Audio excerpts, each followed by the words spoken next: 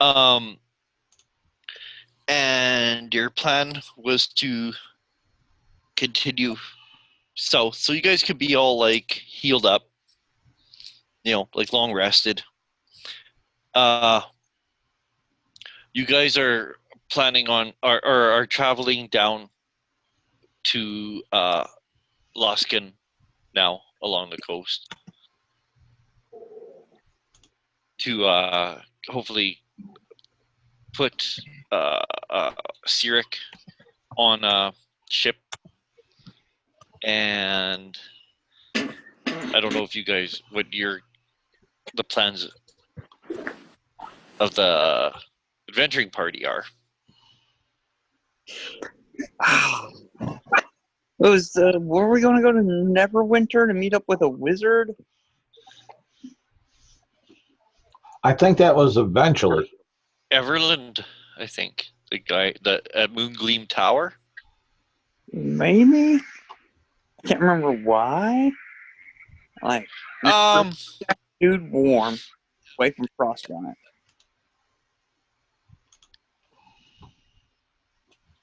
Yeah. As far as I know, you guys are just going south for now.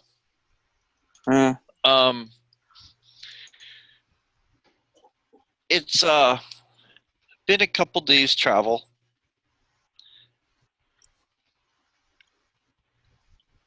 Heading south when away from Fire Shear. You guys were given a what you call it? Like a keg of ale put in the back of the wagon.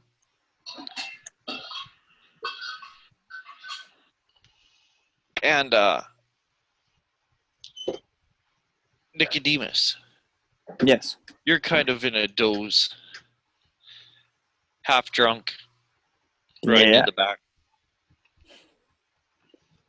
And yeah, sleeping in the wagon underneath all my crap.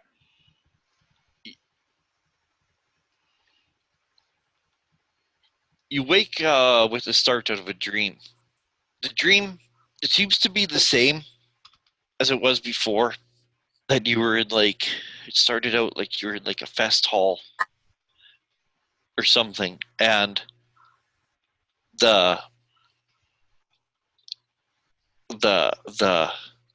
like your drink was empty, and when you went to go refill it, the casks and the bottles were empty, and your dream consists of you looking for more kegs or more bottles, and everything's empty. And when you go outside, you end in your dream leads you outside. Even the surrounding orchards and vineyards have been stripped bare, and everything's been beaten down to the ground. And the other people that are out there noticing with you, you notice that they're seriously malnourished. They're just skeletons covered in skin, and there's famine and starvation everywhere. And everything that was growing is gone, and everyone is starving, and the cold north winds are blowing, and winter is going to come, and things are looking bleak. And the wagon hits a bump, and that's what kind of wakes you up with just the tendrils of this dream.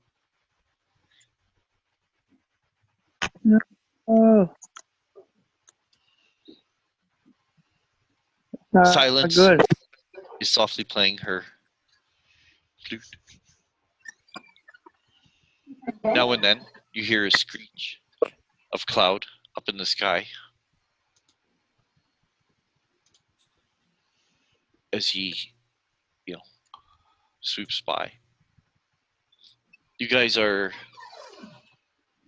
quite near the coast. I won't say you guys are right along the cliffside, but to the west is the ocean. And you guys are, it's nearing night,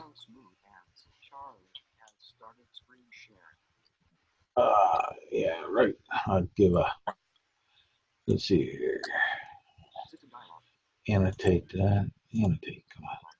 Hot spotlight. Boom. Right here we go. Yeah, we're in fire share. You said correct. That's where you guys were, yeah. Okay, and that's right there where the bouncing ball is bouncing around on the map. As long as everybody's got that, I'll stop sharing that. And I don't know, like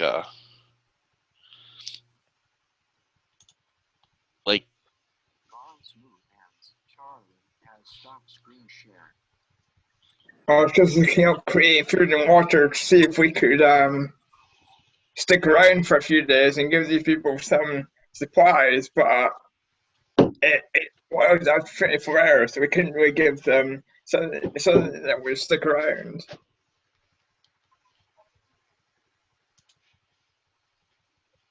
well,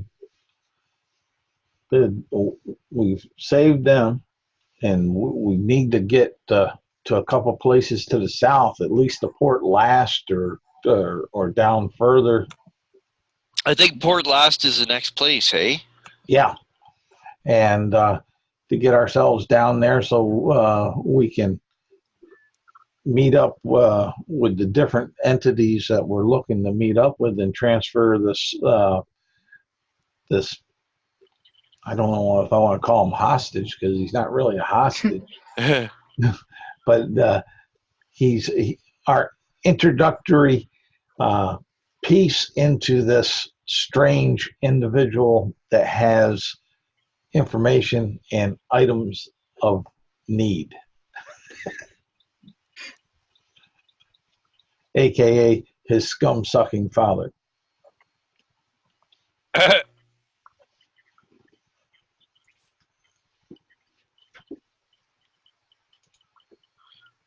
Yeah, I don't know. Go right. Oh, okay, fine. What? That sounds fine. Yeah.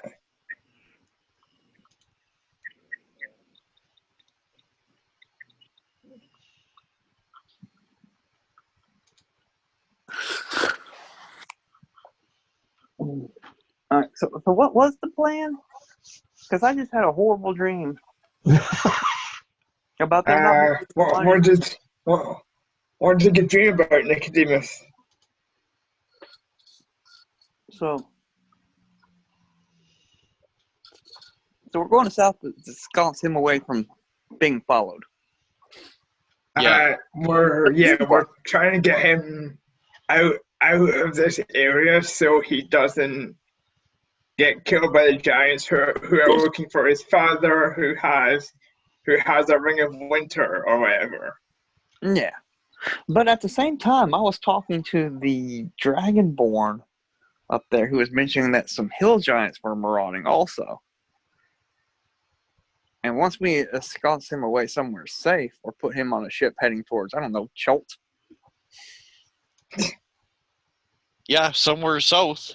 Yeah, the plan with Sirik is to get him down to at least Luskin, because then from there he should be able to catch a ship south. And you guys haven't 100%. Yeah. So what do we do made then? an idea. You guys have thought about going down to Waterdeep and asking about his father, because you know that his father has some connections down there. You guys are maybe thinking about going down there and inquiring. You guys were told that you guys could go to Everland by the gnome when you guys were like leaving Bryn Shander heading south. You guys like spent the night with that gnome. He's the one who gave you guys a little robot like wind up dog. He said, maybe if you guys need help for anything, he's a buddy down in Everland at Moongleam Tower that could maybe help you guys out with something. Yeah. That's the wizard.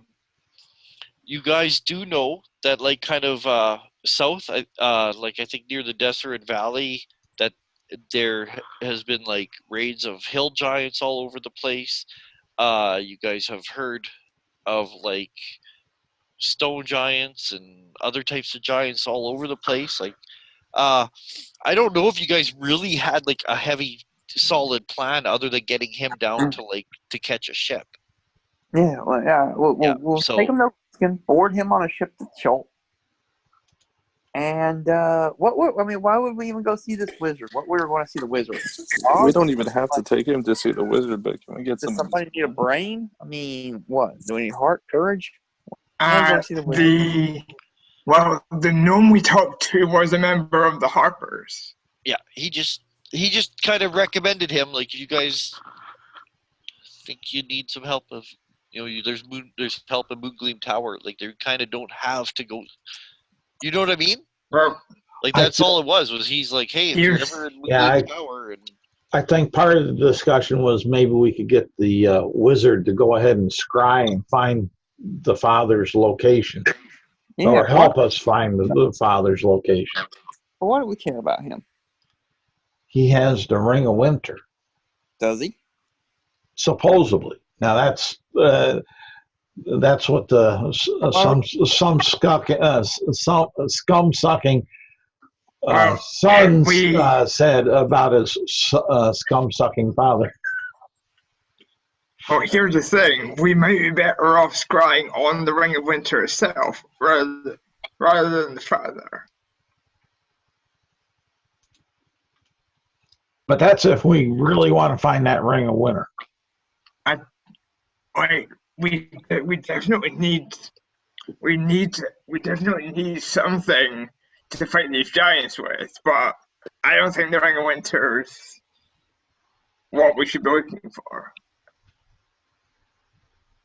But perhaps this wizard may know of other artifacts we might be able to find that could kind of even the playing field here. Well, Garl would say, all you need to fight the giants here is, of course, the giant killing gnome here. Look at what we've done so far. We've killed a lot of frost giants. I died. Gnome power.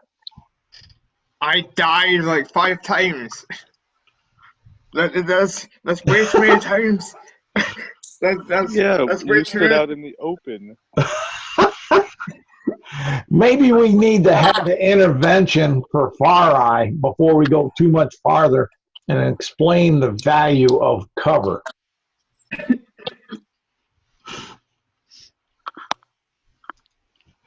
2 days of downtime where Garl shows him how to take cover.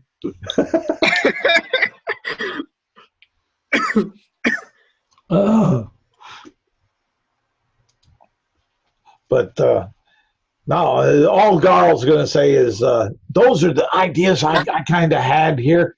And as far as killing giants, I think we're up to killing some or controlling them. Holy cow, I am a goblin king. I'm the slayer of Rufy or Fuki. Yeah, so look at us. The might. And Gar will be flexing with his bow in one hand and showing his muscles, standing up. The might of ourselves. We can do it. Claude's just thinking to himself, don't worry about it. In about 15 years, nature will have taken over all of those cities. Those giant cities.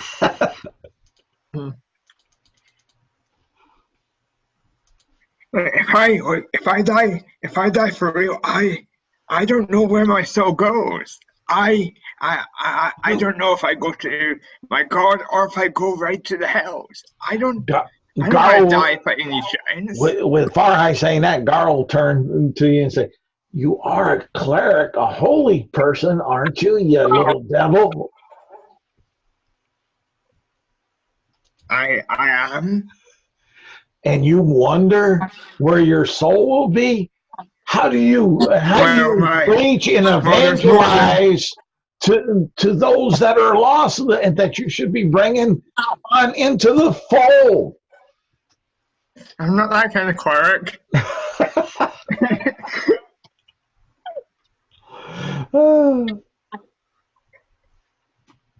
When I die, I turn into a cloud.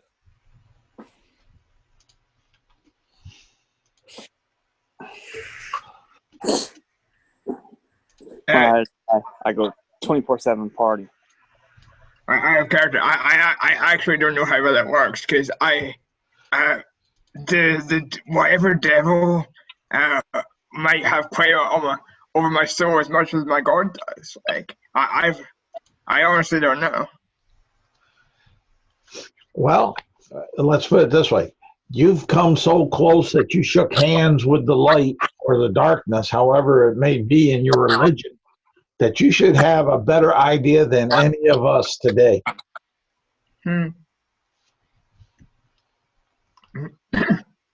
Like I still think we need more tools to fight against these giants. We are not. We have we've barely scraped through before, and a lot of those times we had help. What's going to happen when we don't have help? Well, the power of giants relies in strength. We are not giants. Our power relies in strategy. And Darl will pipe up and say, and cover.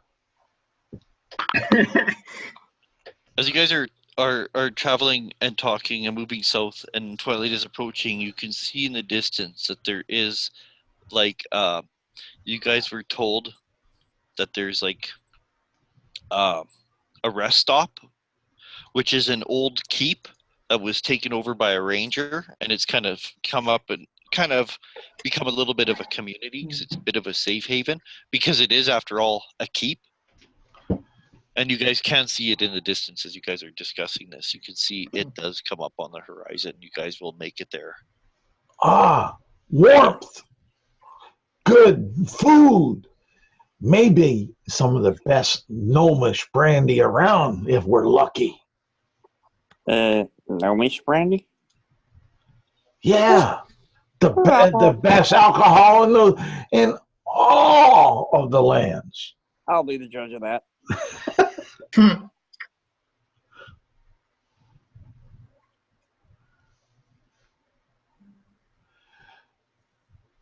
You could even, in the night air, cold air, smell the smoke of the hearths and fireplaces. There is no snow here because you guys are, like, slowly moving south. As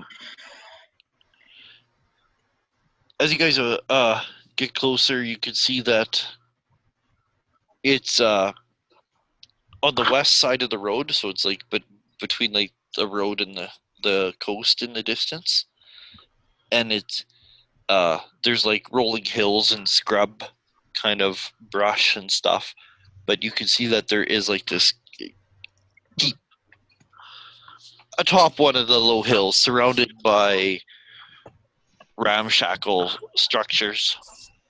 Doesn't look like very many people live here, but it is active. It is like a true keep. Like, it's like got a wall, got gates, got like the castle-y bits in the middle. All right. As you guys like are approaching, you can see that there's guards who are watching as you approach. One of them raises his hand. He says, "Well met." He's a human.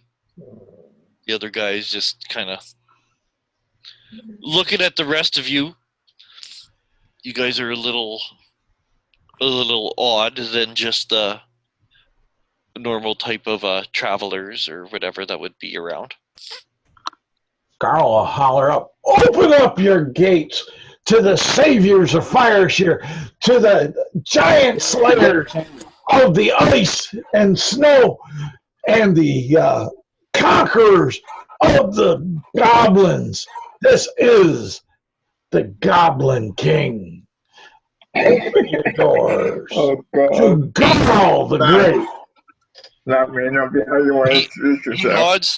He nods and says, "I can tell by the countenance of you and your companion," as he motions to Nicodemus and Garl. He says, "You guys are drunk. Are you guys liquor vendors?" We're vendors. We're vendors of death and protection. We're vendors of knowledge and forethought. We are vendors of such glories that only our own hired bard can sing and the greatness of our stories and our conquerors and battles. She has such a lovely voice. She can tell a story like none other.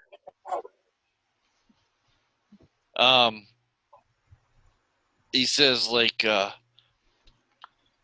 well, keep a cool head if you get into your cups. Don't be thinking you could just be drawing your weapons and starting a fight here. This is Xanthel's Hall, and we do our best to keep peace here. And he opens the gate. Hall? Xanthel's? Okay. Or Xanathals? Something. It's a Z word. Xanatar? Xantherals. Keep. Okay. So it's Have not you- Zental. I was hearing Zental. I was like, what? Have you had much Yeah, trouble it's- here recently, Frank? It's got like you can see like the walls are quite fortified, that there is like even like weapons like ballista mounted on top. Like it's a fortified keep. But yeah, there's like a lot of steep roofed houses that to shed the snow. You guys can see that there is like one of the main stone buildings in the Bailey yard looks like an inn. Now, does it the stone around this keep wall Yeah. and of the buildings, does it look to be of the same type of stone that was up in Fireshear that the buildings were made of? No, because those were like piled rocks. This is like a true keep. Like it's like And Garl will say out loud, they must have some of the best gnomish rock masons, stone masons, and stone carvers in all the land here to fix this just right, true and plumb, and strong like a gnome. Yeah, but the rocks don't look that small. Farai asks the guards, have you had much trouble here recently?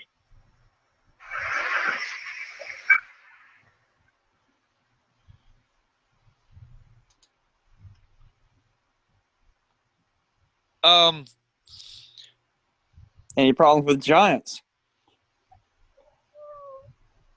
He says, as he's like kind of like opens the gate to let you guys roll through, he says, he kind of looks at you and he's like, aye, there has been. He says, we've seen, or he's like, we've had sightings of giants throughout the past few weeks. He says, sometimes they approach, but he kind of looks motioning the keep. He says, but we're quite defensible here. He says, so for the most part, we've been left alone, but we always have travelers coming with tales. Well, you need not worry about giants as long as we're here. We can defend you. We have successfully defended Bryn Shander. We have successfully defended Fireshear. And we shall successfully defend your crappy stone-laden town as well. For the right price. He says,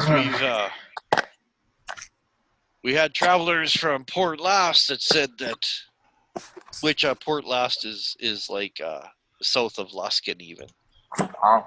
He's like we had travelers from there who said that they were attacked a couple weeks ago. And there's been spottings of hill giants. Who attacked them? Pardon me? What giants are attacking south of Luskin? At Port Last, he says, long ship of frost giants, we were told. Oh, we slew them up in Fireshear. Huh. Unless there's more than one, of course. Looks at you guys reassessingly. And he says, tavern is open. And you can see there's like a big wooden building built on a stone platform, or a stone foundation. Like, it's close by, and you can see that, that there's also like a stable built next to it. There's like people here and there, and you can see like little businesses and stuff like that. But the tavern and stables are near the gate. They're not hard to find. And I don't know. It's pretty much that. It's just a keep. It was a keep built by a famous ranger like a long time ago. It still bears his name. Xanthral's Keep. No drift, is he? Well, No. do you have accommodations suitable to slayers such as us and of an eloquent voice such as our bard? Well, I'm sure if you go to the tavern, that's usually where the travelers go, unless they have relations that live here. But My third cousin on my mother's side, twice removed. Barnabas. Does he live here? he does not. Well, I'm sure Alzastra will take care of you, though. She's got dry beds, warm food, ale. She keeps the stable, too, so your horse can rest in comfort.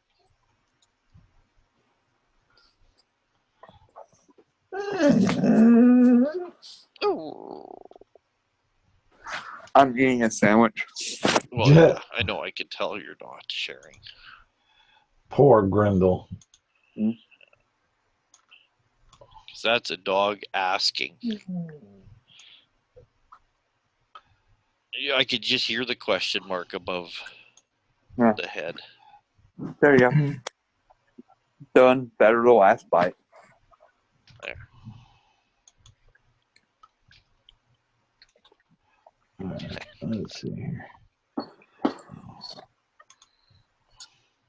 See if I change. Before we go to bed, I have sending prepared.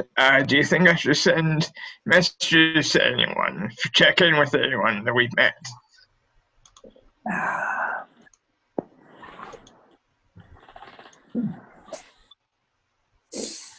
You should send a message to all the leaders of the Giants, letting them know that they should stay in their territories and not go raiding anymore, lest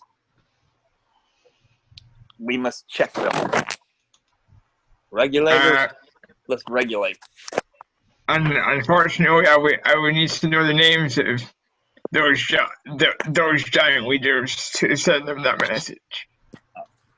Well, Froofy, we remember her, the Frost Giant Queen. Oh, never mind. But dead. But as the Slayer of Driffy, you know that she is no longer around.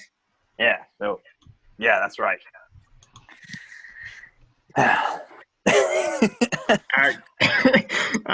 Do you think you've had enough tonight, Nicodemus?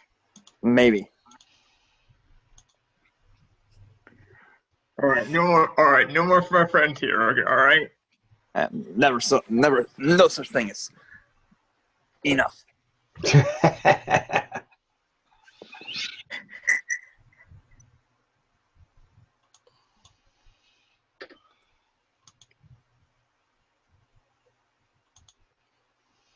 So you guys gonna go to like the tavern or?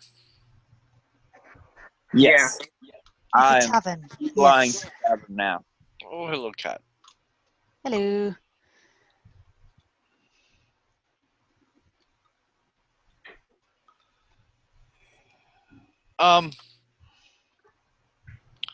Yeah, like I said, it's just like a big wooden building. It looks like it's like of newer construction than some of the other buildings. It has, like, you could see and smell the stables that are adjacent to it. You guys pull up in front, and you guys are gonna go straight in, or what?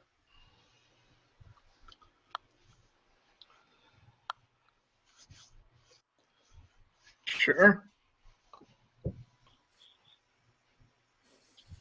Yeah, Garl will go ahead. What type of doors? Is it a batwing door, a regular door, nice heavy stone door? Wooden door, but it's got Swinging saloon doors? double wooden doors. It does not have the swinging saloon doors, or at least if it does, it has like the main outdoor doors closed, because it is like a cool night. Okay. Garl will push those doors both in from his hands on down, and he'll beller, "All ye in here, beware! The greatness is here to save you." And hopefully all they're doing is looking up at top, and he's trying to stay below the sight line, like this big voice jutting out. That's what he's going to try. The light, the warmth, the aromas of the bodies of food, the smoke, the booze, the fresh sawn timber, all hits you, and you could see the heads of the people in here turn, looking towards the door. Yeah, the majority of them do overshoot your height. And But for I'm one, standing behind him. So. but for one, which is the one standing behind the bar, and is standing, looks like over about 7 feet tall and about 350 pounds. You see a massive half ogre with a clean white shirt on, with the You sleeves say rolled up. Yeah. Oh, Half not ogre. full ogre, half. No. Half ogre, half what? Looks like human. Or maybe orc? Or maybe human. It's hard to tell. But you do think it's female. Okay. And it's got a cloth in one hand and a typical, like, tankard in the other, wiping it clean. And it says in this deep yet feminine voice, "Close the door, honey. You're letting all the warm air out." I will close the door. "Hey, Tiny, serve up your best gnomish brandy to all my partners here." She puts her hands on her hips. "The name's Alzestra, and I'll remind you to use your manners while you're here in my establishment. What can I get for the rest of you?" "I like 'em saucy." What do you got? Pardon me? What do you have? Well, I got the usual stuff here. What's your preference? Puts down the mug and Just give me a mug of your finest brew. she nods. She says, "My name's Alzestra. Well met." Well met. I am Nicodemus, the defenders of Bryn Shander, along with me and my crewmen. The Slayer of Drufia, the Frost Giant Queen. And we are headed south. What news do you have of the road that way? Oh, wow, there's always some. There's news all the way up and down this here road. Are you wearing your Bryn Shander medal? Sure. Oh, Yeah. Sure. Why not? Quite impressed about that.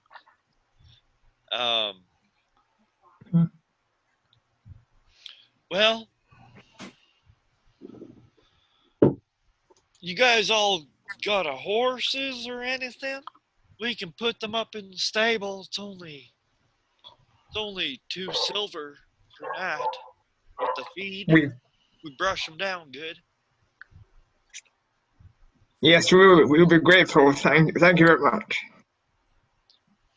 And then she says, "Alrighty." And when she's like, gets all you guys your drinks, she goes to his side door and she yells out, "Lart, we got a horse to take care of." And then she comes back and she like serves a couple more drinks. She says, "You say you're from Bryn Shander." She comes over to chat a little.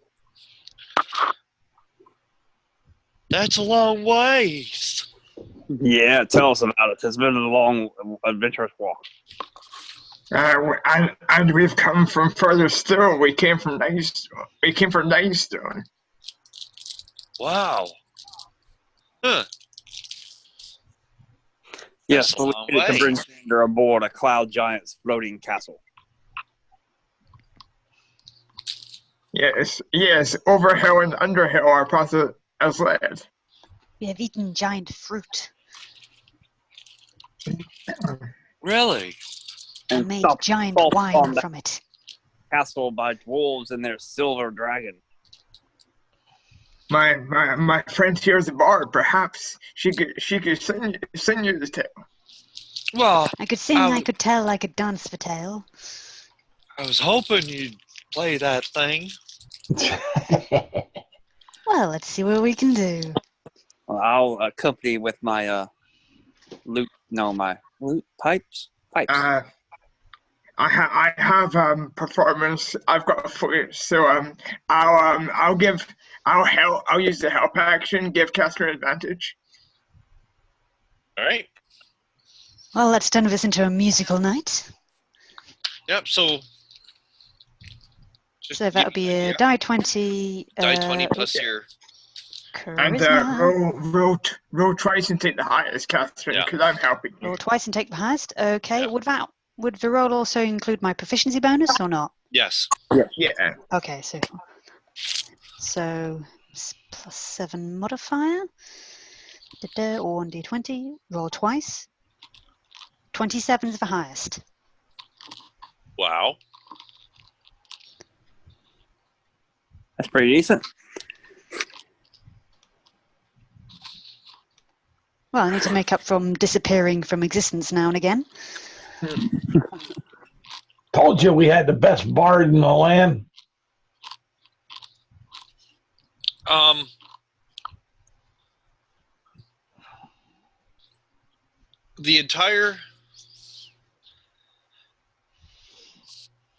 The entire establishment is enraptured by your performance. It doesn't take long. Word begins to spread that there is like a bard in town, one especially so skilled with such outrageous tales to tell. So more and more people start coming in. So once again, won't even bother charging you guys for like room or board or drinks or whatever. The entertainment is enough. Please.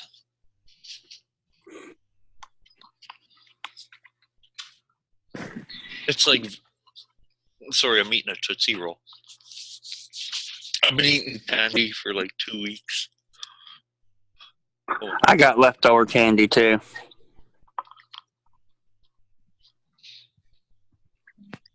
Oh, I'm working my way through it. I'm almost 50 years old. I'm pretty sure I shouldn't be eating as much candy as I have been. But You're older than me. yeah, a little bit.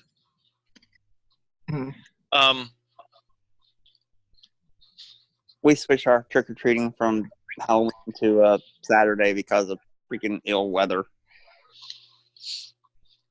I think it should be that way anyways. The Yes, Saturday. This seems artificial to me.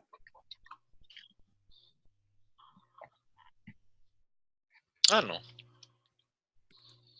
I mean, I get it, but still.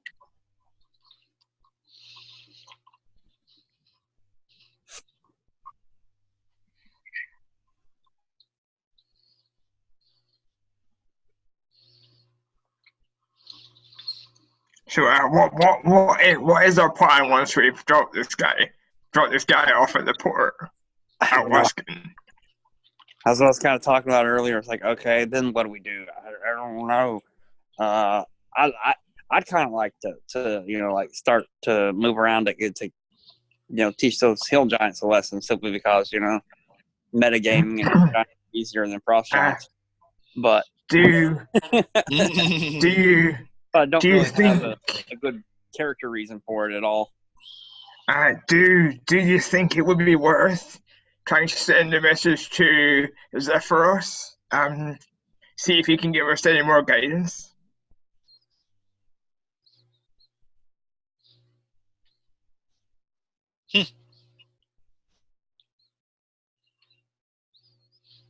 Is that what you want to do? Or are you just putting That's it on the table? that's what I'm asking the group right now. Putting it on the table. I gotta go for bio. You guys, hold on, or you guys just talk. I gotta go. I'm dancing tonight. So I mean, what are we going to do? We drop dude off at Luskin, and then what? I mean, we got going there. Well, I think we should at least, get some of his blood and see if a wizard could do something about it or something. That's why we would go see the wizard. Okay. Well, it's an option. I don't think we explicitly thought about that. That's a good reason, that though. idea. But, I mean, I don't know if it can or can't be done, but it's a good reason to go check. I mean, they could either make it so he can't be tracked, and then no one will get randomly attacked anymore. Yeah, I like that. Or we could make it so that only we could track it. I'm okay with that, too. I mean, Farah is still thinking about maybe getting some more powerful weapons or artifacts or something that can help us to fight these guys. And a wizard would probably know about where we can find stuff like that. All right, how do we go get some artifacts? Do we know how to go get artifacts? I don't know. That's what we've got to find out. I could ask the plants. Let's find the oldest tree. All right.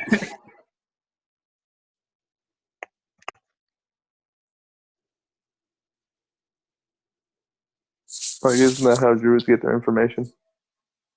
Yeah. I mean, it's not a terrible idea.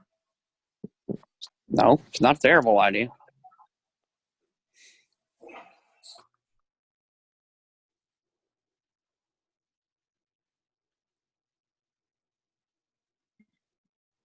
I was also thinking the churches might know of relics we might be able to find if we can find some of our respective temples. But well, there is legends among my church that there is a major powerful artifact. It is a silver keg, and it never runs dry. That sounds brilliant for parties. It is. It is the world's most powerful artifact of all time. If we could recover it and use it... Great tasting liquor as well. Yes, it is the most excellent liquor. It turns to your taste buds like if you're an elf, it is the best wine. If you're a dwarf, it is the best whiskey. If you're Australian, it is a cool glass of Foster's. What is Australian? But it has, if it's that great, it has to be gnomish made. To you, I'm sure it would be. It would taste like that. And with that, we can bring about world peace. Peace. So anyway, back to what I was saying. Do you think I should send a message to the quiet giant, find out what we should be, if he can give us any more guidance? Cloudy with a chance of meatballs. Yeah, let's see how they're feeling.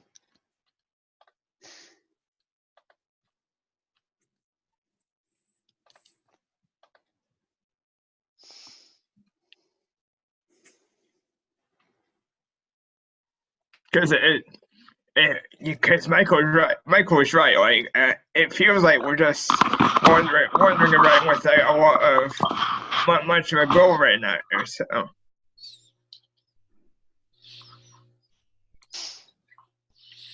We drop Dude off in Luskin, or better yet, we just take him directly to the wizard, and we see if the wizard can break his tracking, cause his blood, or prevent it somehow, or allow us to track him. And then, which case, we find the biggest tree around there, and we ask them where we can find artifacts to fight the giants, including the silver cask of Amontillado. And we ask the wizard too if he knows where any artifacts to help fight the giants are, including the silver cask of Amontillado. And Careful about Caskro. I've heard the stories. I've heard of one unfortunate person locked behind brick. you've heard that. Apparently, no one else has and gets not my references. I have heard the tale. Yes, It's a strange tale. Confusing, but I've heard the tale. That's where it is located. It's behind a brick walled cellar.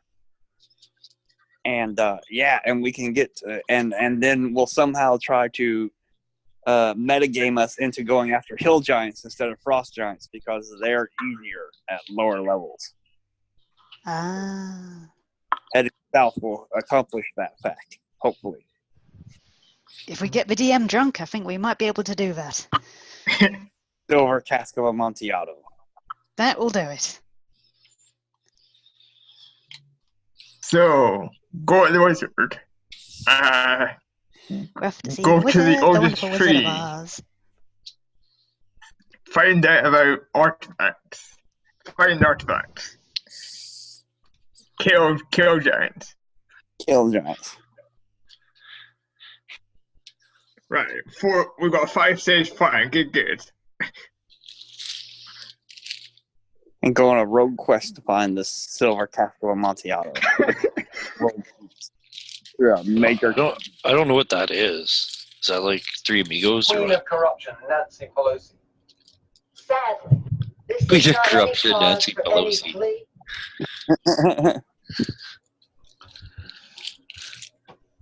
I don't know. Her Well, her faceless surgeon was pretty corrupt.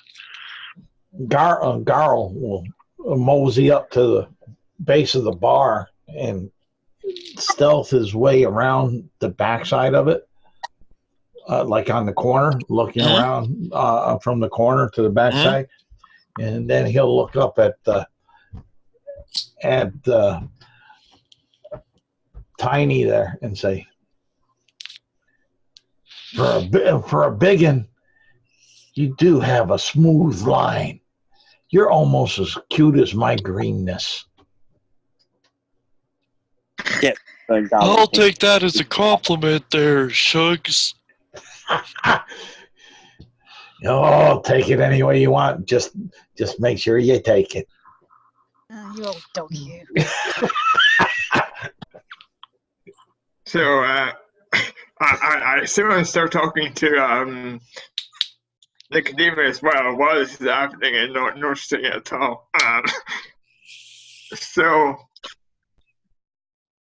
So yeah, that's our plan. So do you still think that maybe worth contacting is that for us, the Quiet Giant, or not?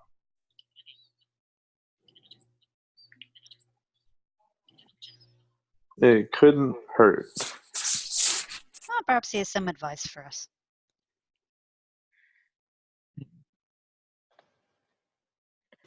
All right. Where are we right now? We're near the port of Luskin, right?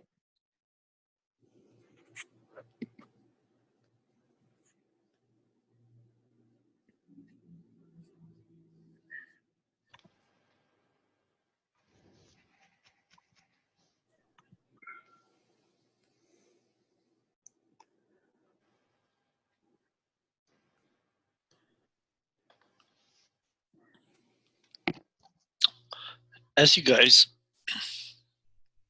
have this discussion, you guys hear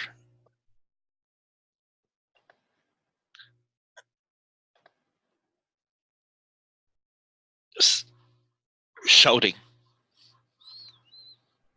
from outside. And good Oh, luck. here we go again. Hero in military life, but now he's in civilian life and in a constitutional. Has anyone got what's the restoration on them? Nicodemus, I'll have to sober up if we're gonna be fighting again. By the way, have we had a long rest since the frost giant? Oh yeah.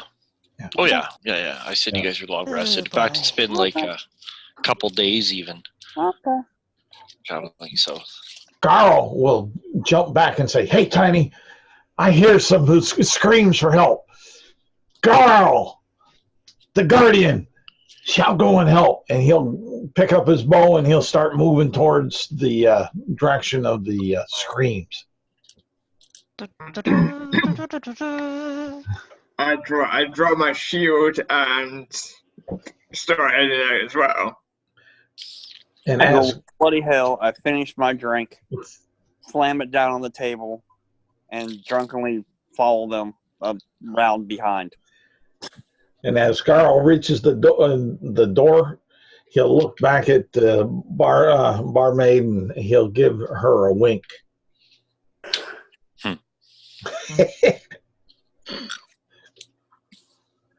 You go outside the door, Yep. and you can hear commotion, and you could see commotion atop of these walls. You almost have a flashback to Bryn Shander.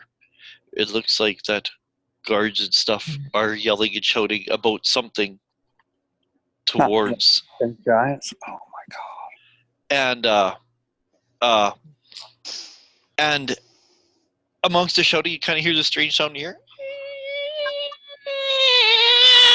This thing comes flying in, screaming, and it smacks the side of the keep in a splat. And you realize, I think that was a goblin.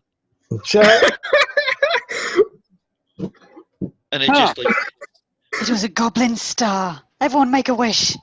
Goblin, yeah, Goblin Garl. Garl will turn to Clad and says, "We need our eyes in the sky. Can you fly up there and tell us what's going on in the distance?" And Cloud will take off. Right. Figure out what's going on. I'm starting to move towards the direction where the goblin came from. I'm sorry, Ryan. What was that? I'm starting to move towards the gate where the goblin came from. Okay, you guys like move to that side. Cloud, you fly up into like the night sky with like the smoke coming out of the chimneys here and there. You fly up. It does take long for you to like clear the wall when you can see that indeed in the distance there is a giant. It does look like another frost giant. Son of a bitch. But you see We have to only get rid one. of the tracking You spell. see only one frost giant. However, around him is amassed a small army in a squadron. It looks like he has like a small group of hobgoblins, like about a dozen hobgoblins, and there looks like that there are 5 ogres with him. But these ogres have strange, like a backpack, like a strange apparatus on their back and shoulders. And there are a swarm of goblins, not following into any phalanx or anything. They're just in a swarm. Oh, And they're climbing I up, know- and a I couple know. of them climb up the ogres, and and he sits in a seat, and he puts a helmet on, and the ogre pulls a rope, and it catapults him, and he goes flying towards the castle. And a couple of the guards on the walls actually duck as this thing just goes flying over and goes and splats in the middle of the courtyard. Well, that's just bad. Well, that's a good use of. I have character that's awesome, but but in character, what the fuck? Hey, it means less enemies to fight. Garo will go ahead and notch once he gets up where he can see this going on. Okay, I'm just checking on my range of my goblin huckers here. Okay, Goblin hunkers.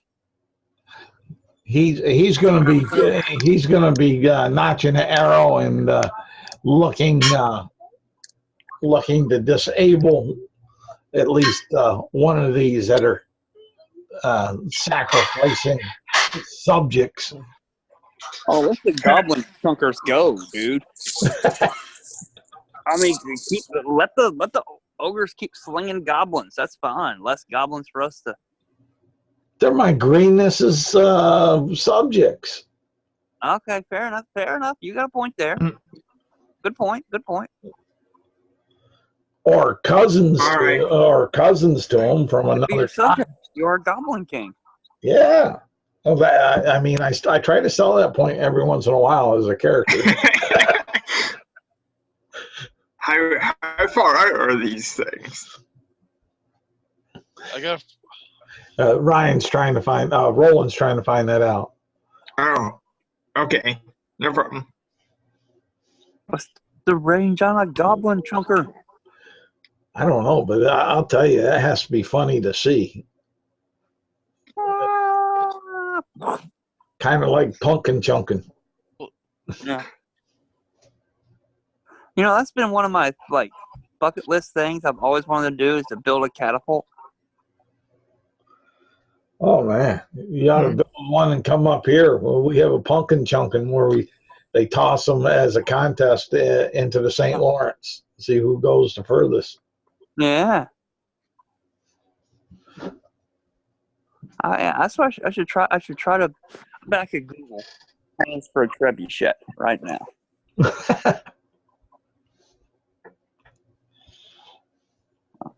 Let's go with trebuchet plans. Trebuchet. Clyde is our predator drone for this attack. Trebuchet design. There we go. Yeah. I could do Yeah, Cloud will return and inform the party and then go back to the sky and wait. Death from above. How can I not? It's simple, right?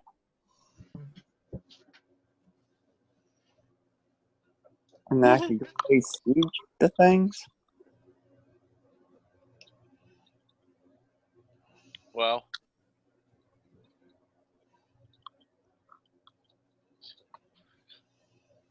Okay, so they're about 300 feet away. They Oh, like they're slowly moving in, but that's where they are. Is about 300 feet away. Like they could chuck. It looks like they could chuck these goblins quite a long ways. 300 feet, pretty far, dude. It's even farther. The range is technically 150 and 600. 600, damn. Yeah. Dude. I'm saying they're at 350 or 300. Question: Do we still have those light crossbows that we had? Oh, sure. From There's heavy crossbows mounted atop the walls. Oh, heavy Okay. one? Like yeah. 'Cause And I don't have much that's more than melee range, so I'm not going to be useful until they get up to within 120 feet. So Are heavy crossbows martial weapons? I believe heavy is martial, but I am not 100% sure on that. Check me on that. Well, I can't believe how clear Zoom Yes, is. they're martial range. but Heavy's martial range. Okay. I can use them then if they have one spare, but I can't use martial weapons. my dexterity You is just don't 10, get your so- proficiency bonus, yeah. Oh, fair enough. Fair enough.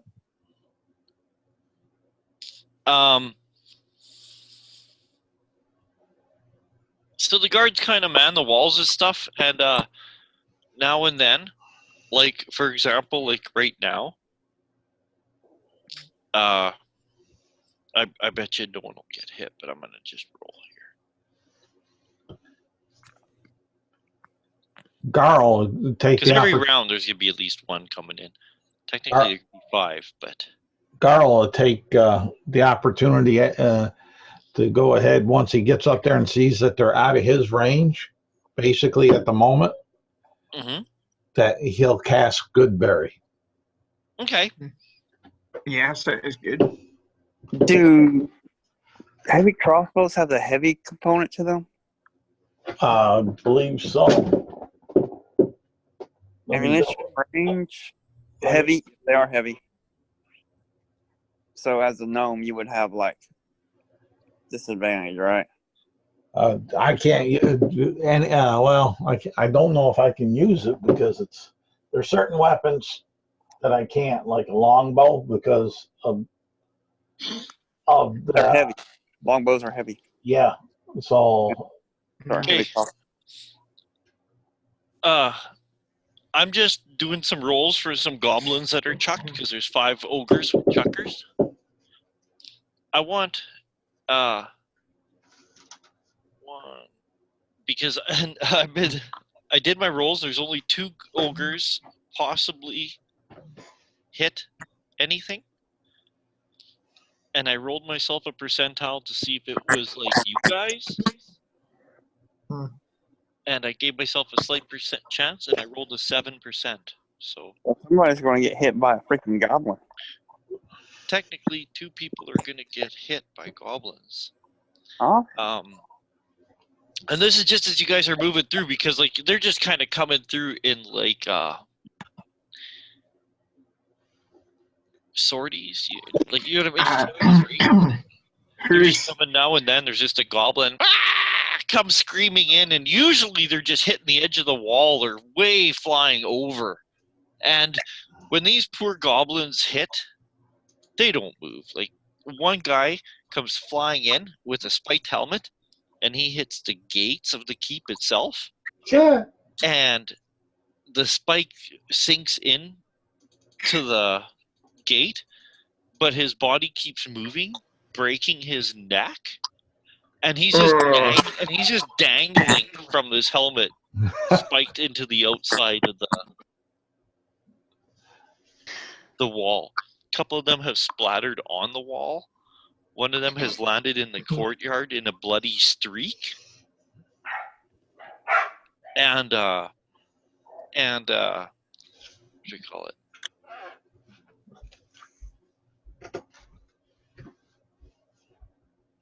And Garl? Does a 20 hit you? Oh, heck. It just barely misses. Yes, it hits me. Okay, no, I'm just... No, yes, it hits me. Garl's AC 16. Unless he has some form of cover. You just peek your head over. Well, even with covers, does that cover? Because you are small. What is your AC normal? 16. Okay, it would miss you. It really would. Because you're small. And if you're like anywhere near the wall, I would give you like you're small. So that one just barely misses you. It just skims the top edge of the wall. As he goes over Garl's head, just missing him, and like that, he'll look up and he'll say, "I'll tell your mother you died well." When the second one comes and hits you in the back of the head. Okay. One of them is disappeared from existence. Okay, for literally only 3 points of bludgeoning damage, as it just clips you. 3 points of bludgeoning damage, and or is that 4? Yeah, 3 points of bludgeoning damage, and so the army doesn't really seem to be approaching. They're just chucking goblins now and then.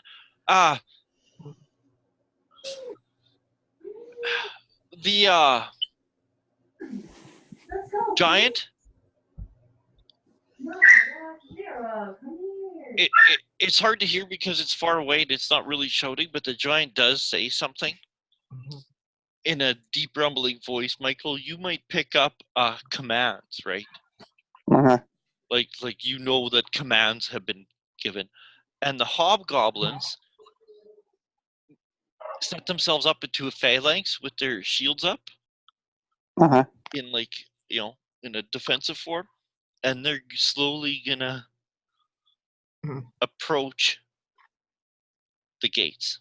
So literally, they're only moving it'll take them like a minute to get up to the gates because 300 Say feet they're away. moving just their movement and then Right. taking dodge action. Yeah. Essentially, yes. Yeah. Okay. They are approaching. When they get within 60 feet of the gates, I'm gonna cast Call Lightning above the gates, so it's like a 60-foot radius around around us, like, and I'm gonna kind of Call Lightning on the hobgoblins. Make sure they can't see you, otherwise you're going to be caught in a rain Yeah, shower of goblins. I'm casting it and then I'm taking cover.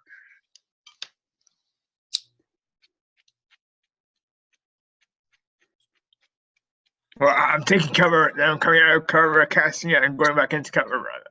Like, It's raining goblins. Oh I learned, shit. guys. All right. I may have an intelligence, but I learned. You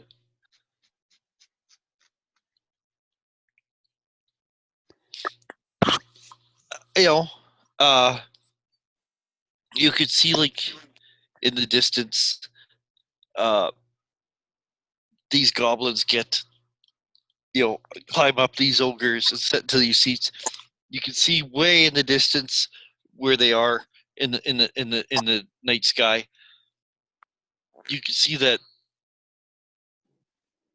even a couple torches light, and it looks like that. It's nighttime. Yeah.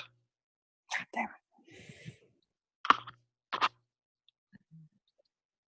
it. I'm not going to say it's black, but definitely it's hard for those who it's hard to see that far. But that's Well, but you can see the phalanx, the hobgoblins moving up closer. Looks like that. Yeah, there's about 10 hobgoblins. It means the enemy will be at disadvantage until they get within 60 feet, then, because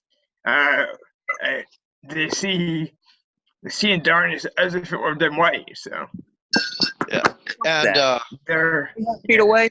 I want to tag the giant with my short, light crossbow, not short. light crossbow, and giant is still at 300 feet, but it's disadvantage any way you look at it. Yeah, it would be disadvantage, and it's dark, and it's right. cloudy. Right. Whether it be distance, whether it be darkness, whatever, there's disadvantage, but it's still kind of worth a try. Yeah.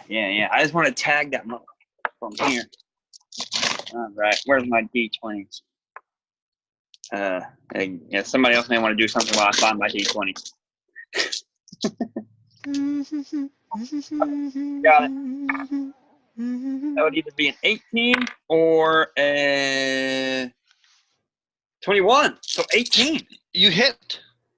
I hit. You lob this shot at this, at the big looming shape. Even at this distance, it still looks enormous. Yeah. It's bigger than any tree out there. Literally the broadside of a barn. in giant, right? There's a D8. Give me a second to find a D8. And the damage would be... Oh, max. 10 points of damage. And I will shout out to him. You're literally the broadside of the barn and I'm drunk. Be here before you fall the same fate as Droopy. You can see the figure flinch. And then I'll yell at the giant. I am Droopy Slayer. Come get me. So anything else any of y'all want to do? Goblins come flying in. It looks like that now they're beginning to like have like a lit torch. So one does go splat on and I'll roll. No, it just lands in the middle of the courtyard. It doesn't land anywhere where it could do any damage, but you can see that like there are the stables where there's hay and there are a lot of like wooden buildings and stuff like that. And if they start actually like holding kegs of oil or something like that, they might do some Oh damage. dear, they're starting to use their brains. Everyone be careful. Garl will say, "Save the pony! Save the pony!" Save the pony. If you destroy all my wagon, there will be hell to pay. How many times has that wagon been destroyed? The wagon never, but the horse has The certainly horses. been replaced. We've gone through a lot of Been replaced. horses. Actually, I think this is only horse number 2, I think. Yeah. So it's not bad. It's not bad at all. It's not bad at all. Got eaten by whatchamacallits, lion, flying The eagle. first one was eaten by griffins, yeah. Griffins, yes. Yeah. When you guys met Zephyros. Yeah. Because griffins are that way. We're not losing our new pony to a wingless goblin. So are you guys going to go to the stable to check on your horse? No. No, Garl's staying right up there where he's at. He has cover evidently, and he's waiting for them to get in range of his short bow. So, What's the terrain look like? Kind of low hills and some scrub. It's still like kind of colder. Like there is like forest nearby, but you guys are kind of like between the forest far to the east and the coast to the west, right? You're kind of in that strip.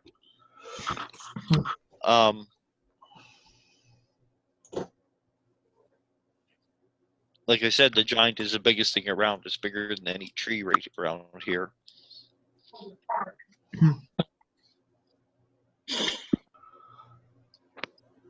oh, okay, right there. Okay, yeah, that's what I'll do. You said Anthethral's Keep, right? Xanthral's Keep? Yeah. Yeah. Okay. Xanthral's Keep. Yeah. I'll. It's on the map there. I'll share it and highlight it for the guys so they can see the topographic situation.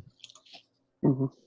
I think that was the next place. And That well, let's see here and annotate. anyways, here we go.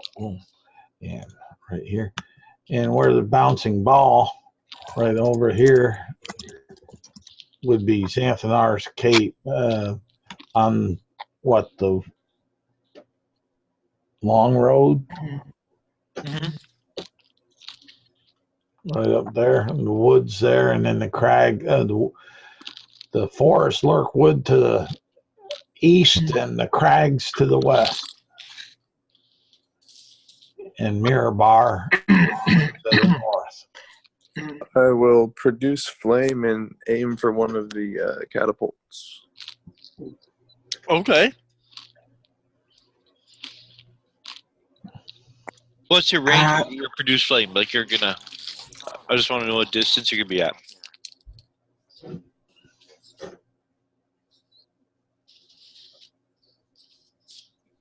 30 feet. Do you actually want to come in that close? Like, I know you can come in like from behind, but once you do it, they'll know you're there.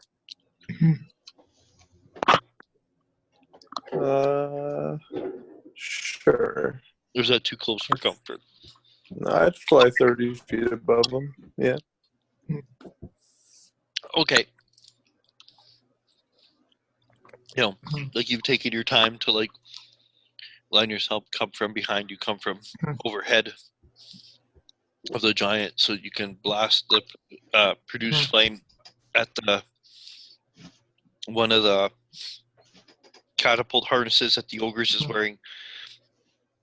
That's standing in front of the giant, and you're gonna attack the harness itself, like the goblin chucker harness. Yeah. Okay, Trying to roll. catch it on fire.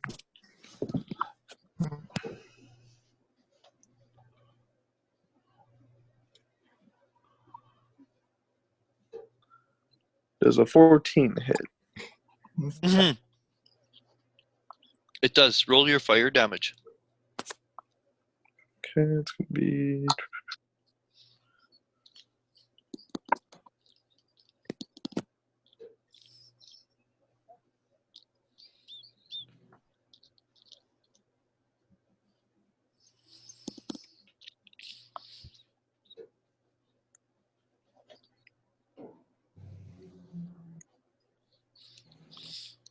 15. Oh, so you come flying in from behind, and you fire a produce flame at this harness, which there's a goblin that was just getting seated into it. When it catches on fire, the mechanism releases, firing the And there's a goblin. flaming goblin. Right, Yeah. firing off like a flaming goblin, just like a misfire, just kind of off to the side, and like the seat and the rope mechanism, they are on fire, and the goblin is kind of like looking around, like they're like, what? And they're all kind of looking around, and the giant spots you and gives out like a call of alarm as you like just swoop out of nowhere, out of the night sky. Carl, don't hurt my Greeness's subjects. She needs them. Damn,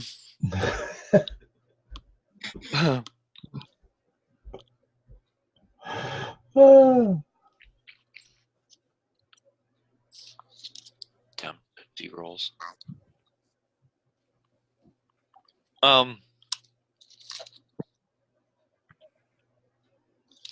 As the other goblins kind of come flying in, you know. Could I use gust of wind to kind of blow back against the goblins, slow them down, or make them land quicker than getting to us? If you want to. Okay. I'll cast gust of wind then. Is that concentration? It is. All right. Well, you have the the storm thing going. Well, I haven't cast it yet. I'm waiting until the hobgoblins are in range. So Okay, never mind. So I may as well do that for now. So I'm doing something. I want all y'all make a perception check. All right.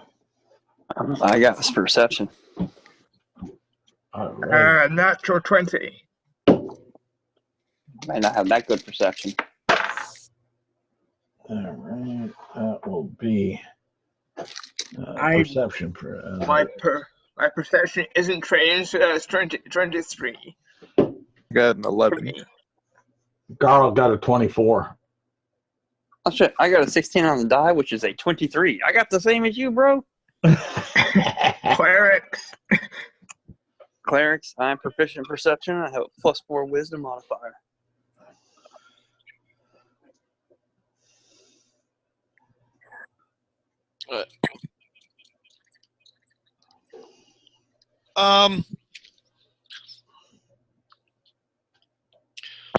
You guys hear a ruckus coming behind you from the stables. You actually hear the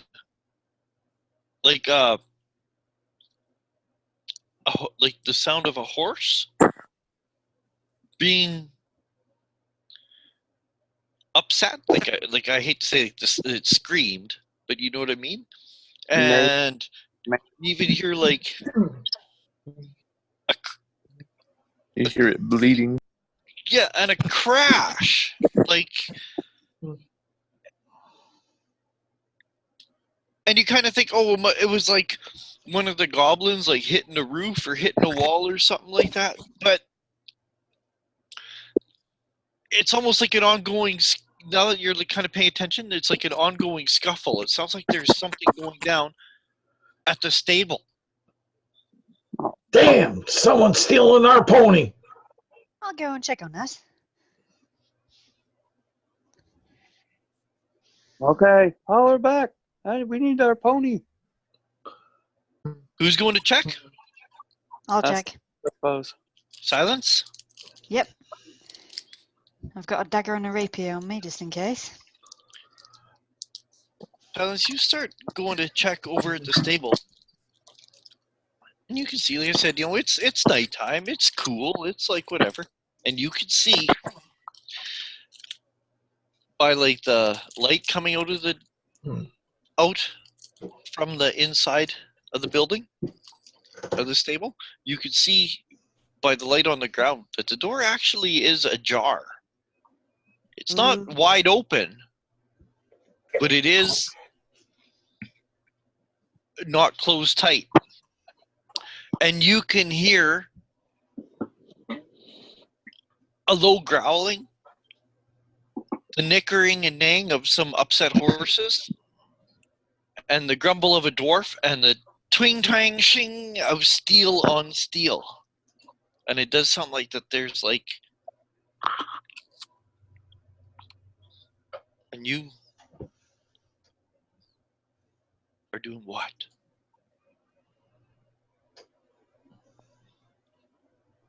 Silence. There is a disturbance in the stables. What are you gonna do? You can hear something.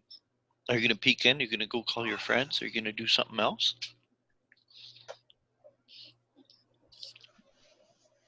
Who goes there? Are you gonna sneak up and look? Are you gonna cartwheel in? Are you gonna cast a spell? Are you gonna blow a bugle and scream charge? Are you gonna run away crying? Are you gonna go poop your pants with fear? No, she may be having internet issues. Yeah, she's I know. dropped. I know. I'm I know. just being funny. But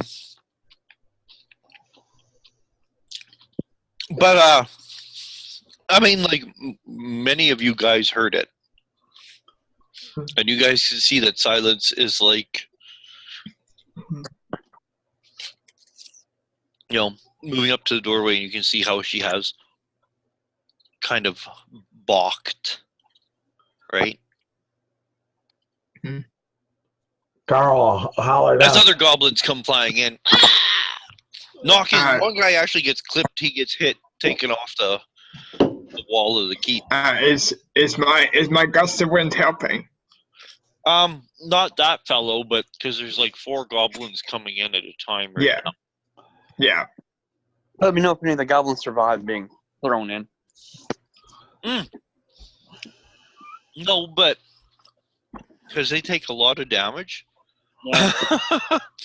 nothing a goblin could possibly survive. They just, unless you were to do something to help it survive. If you wanted to try to catch one, did you have a spell that could grasp one? Do it into a spider web or something? Or... The most I would do is thorn whip them right back. Yeah, so that would kill him too. Carl hollered to Silence. I got your back. Don't worry. Have strength. Have courage. I got your back. Way back. How far away are the hobgoblins? She's not here for me to tell her what she sees. Yeah. And So I don't want guess to we'll tell, find and I out. don't want to, and I don't want to tell her what her character does. So Yeah, yeah. Yeah, just come back to her then. It's fine. yeah, I will. But there is something going on in the stable. It looks like from her behavior, whatever it is. So how far away is the phalanx? No, I bet it's those Zental Keep fucks, like trying to steal something while the ruckus is going on. For some reason, I just assume the Zental Keep fucks are here. Maybe because the name of the place is similar sounding Yeah, to this is Xantharal's Keep, not. Yeah. Yeah, I know what you mean because I was looking to see if there's an association, but that self dude, that schmuck. I bet that guy's here. yeah, they say it's like Xantharal's Keep, that it was like named after the ranger who created it a long time ago, who founded it. It took on his name. But I mean, I guess you could investigate more to really set yourself at ease as more goblins are being loaded up. And the phalanx, well, let's say even if that was 3 rounds, they only moved up 90 feet, so they're like 210 feet away. Okay. I'm preparing to kind of change the direction of my gust of winds, try and kind of change the direction of as many goblins as I can to kind of minimize casualties. Yeah. We'll take another shot at the frost giant. As long Same as deal, disadvantage for various reasons. As long as he hasn't moved out of range. If he still just wants to stand there, off him. Take this arrow, schmuck. That's either going to be a 17 or a look like a single digit. No, 14. 19 total then. 17 would be the lower one. He's taking another light crossbow to the head. Yep. AC is only 15. I've hit twice with disadvantage. I'm rocked. I'm going to stop putting my dice back into my bag. Don't have to sit here and pause. Try to grab a D8 again. Apparently there are not many D8s in this bag. You would think I could be able to tell a D8 simply by feel. Catherine's back, by the way. Yeah, my internet full on died on me. Sorry about that. Hey, another max 10. Hell yeah. Nice. It doesn't look like you've clipped the giant twice now. The giant isn't really moving up, right? Like the hobgoblins are moving up, and the giant and the ogres are kind of staying back. Stand there and die. Oh, yell at him and giant. Like Droopy. Cat. Yep. The door is ajar. You have a rapier and a dagger. What is it you are going to do? You hear commotion inside the stable. The clatter of steel, the grunts of bestial voices, and a gruff voice of a dwarf in combat. And the nickering of some upset horses. What are you going to do? Are you going to sneak up? Are you going to cartwheel in? Are you going to cast a spell? Are you going to run away and tell your friends? What are you going to do?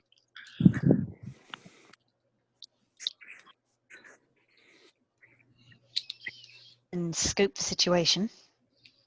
Do you want to go look in the door? Yep. Are you going to sneak up? Yes, sneak up. Roll me a stealth. Let's see, normal D20. I think I have something for stealth. It'd be plus dexterity.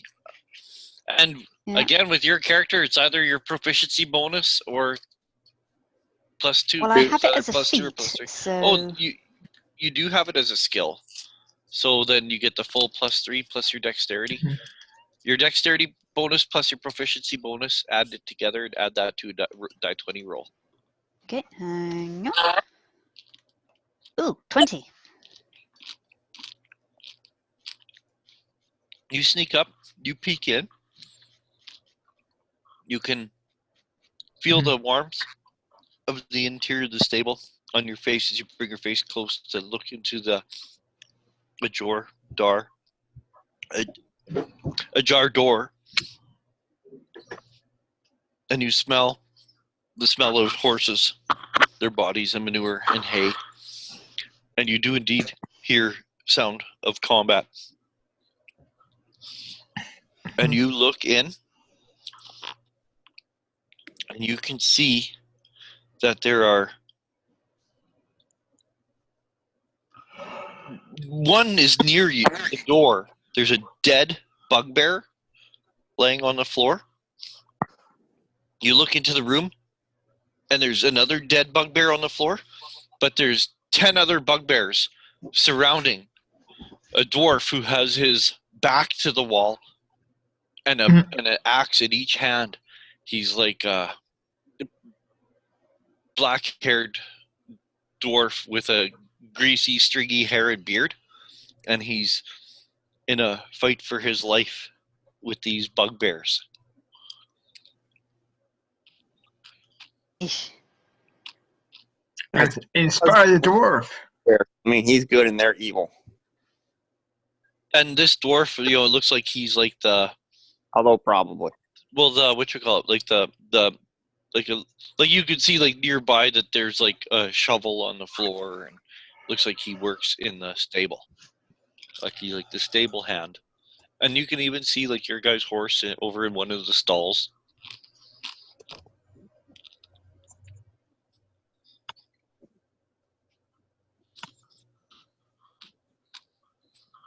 Lit in here with lanterns.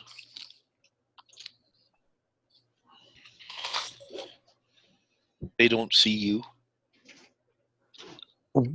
Sneak attack. Ooh, or a bardic, like a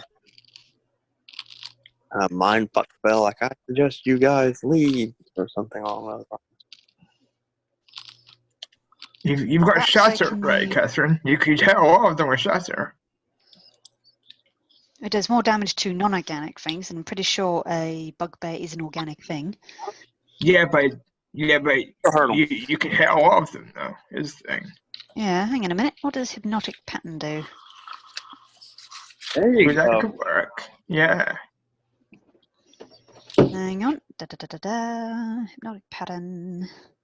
I think that would affect the dwarf as One well. action, though, is the 120 feet. Well, as long as he's not being hurt. You create a twisting pattern of colours and that weaves through the air inside a 30-foot cube within range. Patterns appear for a moment and then vanish. Each creature in the area who sees the pattern must make a wisdom saving throw. On a failed save, the creature becomes charmed for the duration. While charmed by the spell, the creature is incapacitated and has a speed of 0. I'm sorry. Okay, What's that's the not a bad area? idea. What's the area? What's the Oh, the effect 30-foot area, cube. 30-foot cube. okay? And what kind of save? A wisdom saving throw. Can she not hit the dwarf with this? Pardon me? Can she hit all the bugbears without hitting the dwarf? Well, no, but I don't know why it would be even a danger to get the dwarf. Like, right? It's not dangerous. Well, if she hits him and he fails his save, then he's incapacitated. If all And- the bugbears aren't incapacitated, then they'll. No, They it, won't count for it's do you know what? It's like an all or nothing, because it's like that's a big area, 30 feet. Yeah. That's pretty much exactly that's like the interior part of the stable. Like the horses are out of the way because they're in the stalls. This is like happening in like the right. Yeah, I got you. They got pretty much like in a semicircle, pretty much around him with his back against the wall. Do you want to do that? I'd do it.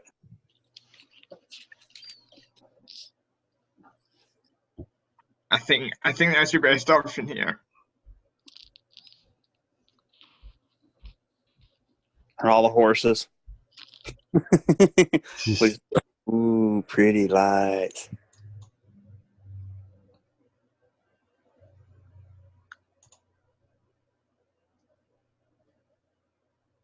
But the thing is, it's temporary. You're going to need to do a lot of damage to them if you're going to take them out.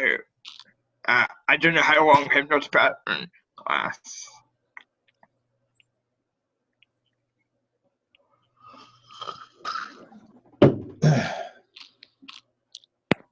Maybe Cat's having, Internet issues again. yeah.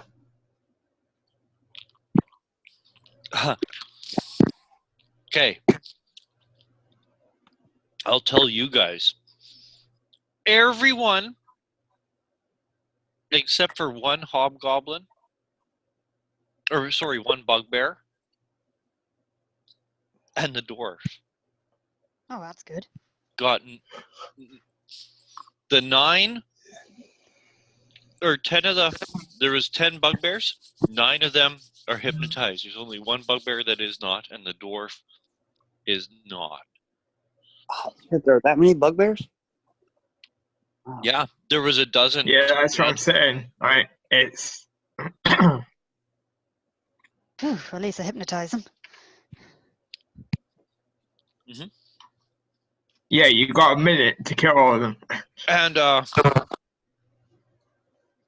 one bugbear kind of looks back over his shoulder, because you kind of, although you're stealthing, I mean, still when you cast a spell, they're like, what? And him and the dwarf look towards you. And and the bugbear kind of looks over his shoulder back towards you, and the dwarf looks at you, and then his eyes go back to the bugbear who's still behind you, and then he just thrusts forward and he chops the dwarf or the bugbear and kills him. He just eviscerates him. The spell only ends if the affected creature takes damage. Yeah, that was the one that Yeah. wasn't even affected. That was the one that wasn't affected. So if they remained hypnotized, we can technically leave them there for a while. For a minute. And yeah.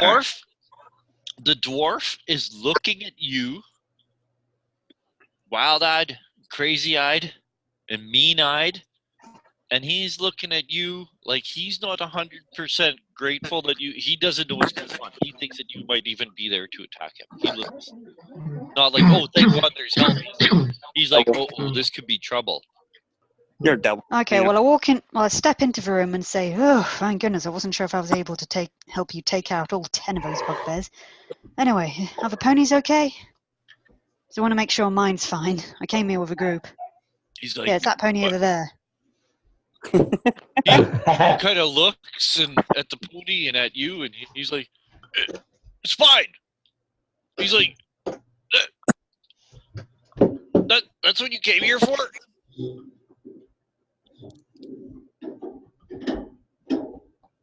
Well, my group's lost a pony before. It costs a lot to get another pony, so we were kind of concerned what was going to happen, what was happening down here in the stables. So I came to take a look. He says, "Is this your doing?" Yes, I managed to hypnotize him. He's like, "How long do we got?" Well, until any of them are affected by damage. A minute. So roughly a minute. And do they make saves every round? Yes. Mm-hmm. No, I don't think so, actually. No, not according to this spell. It doesn't say anything about that. No, they don't. He's like, well, Charmer, the spell ends for an affected creature if it takes damage or if someone else uses an action to shake the creature out of its stupor. So just go and lop their heads off each time, dwarf. Come on, dwarf, let's either get some more people in and lop all their heads off. They're not going to stay hypnotized forever. They're incapacitated, so he auto-crits any of them that he hits. And he has advantage on auto-crit. You say you're going to call other people, and he goes over. He reaches out his hand to a nail on a post where his cloak is hanging, and he quickly puts on his cloak, pulls the hood up, then he raises his axe, and he'll begin some of the gruesome work if you're going to get someone to help him, or because they're what, incapacitated? Or yes, incapacitated. for a minute until they take any damage. until they take damage or someone uses an action to shake them out of it. I gotta look at Hypnotic patterns OP. I gotta look at incapacitated.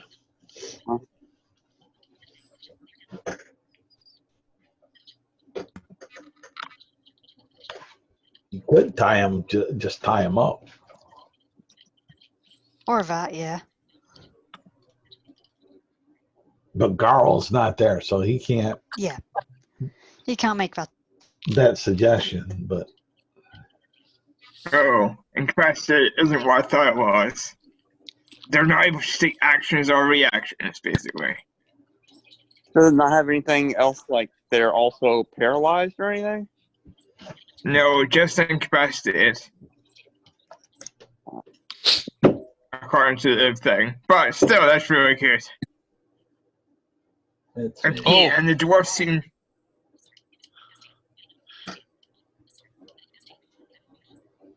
No actions or reactions. Yeah. All they can do is like just mill about. Yep. So he's got 10 rounds to... He's got about 9 or 10 rounds to kill them, to attack all of them. Well, if he does them one by one and does a pretty obviously killing blow, then should be fine. it's just a dwarf. You already took out 2 bugbears.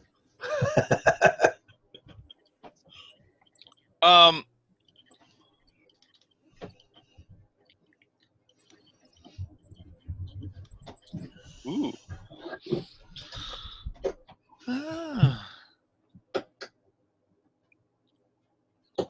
Well, he says some help would be appreciated.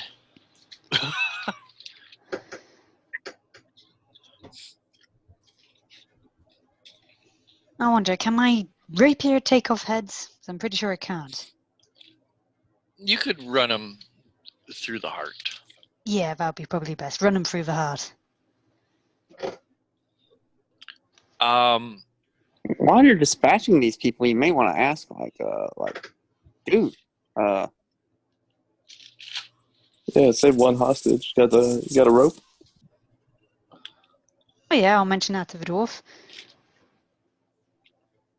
Hey, wouldn't it be a good idea to keep one of them hostage, like to find out what on earth they're doing inside the walls? what they're here for? What the hell? Now, what the hell? How did they get here? They sneaked.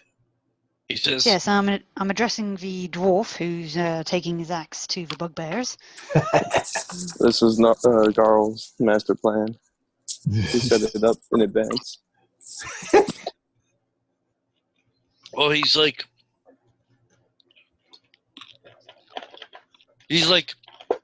I don't think I could take them all before they wake up, since it is only incapacitated. Yeah. So it means Well, I'll help you. I've got my still rapier. gotta- I can run through their hearts. Still got to do damage. He says, thanks for your help. Tell Elzestra I might be back. And he starts heading towards the door. He's just going to leave the stable. So, are the bugbears all dead, or are they still hypnotized? Nope. It just, He left you high and dry, Silence. yeah, he's leaving. He's like, you said he has a minute, and he doesn't think he could kill them all in like a minute. Like, I'm just thinking game mechanics. He hits one, if it's not dead, it's going to come too, right? Like, Yep. Yeah. and then the thing is, now we're going to get into a whole lot of starting crazy rolling and stuff like that, and I just don't think, I mean, realistically, he's like, well, I can't kill them all. I'm just getting out. Did you happen to keep one of those kegs with you?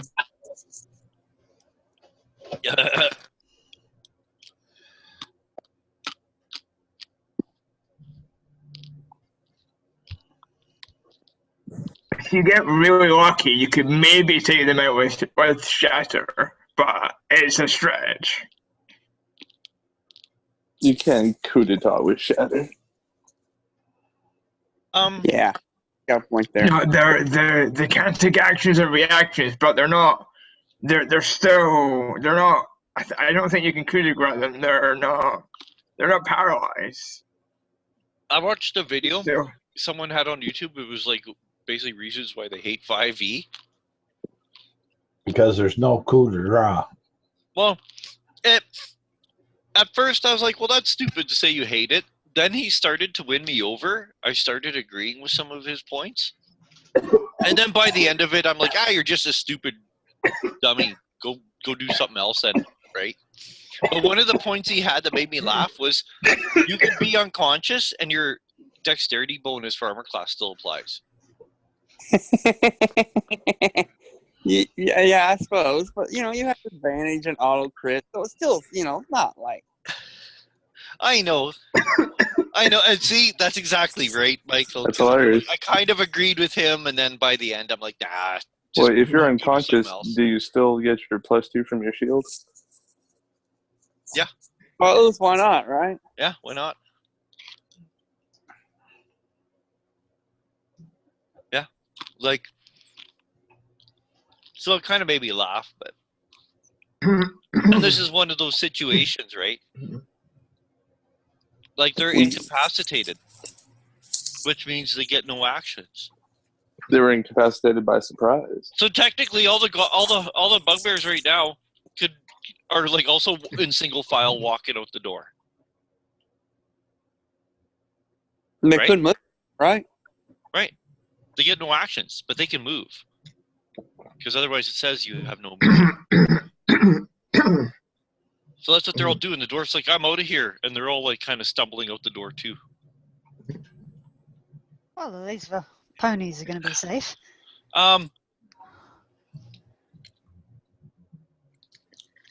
Everybody, I'll say you guys can see this because... Well, here, roll me a perception. Everybody else roll me a perception. Silence doesn't have to, but everybody else. All right.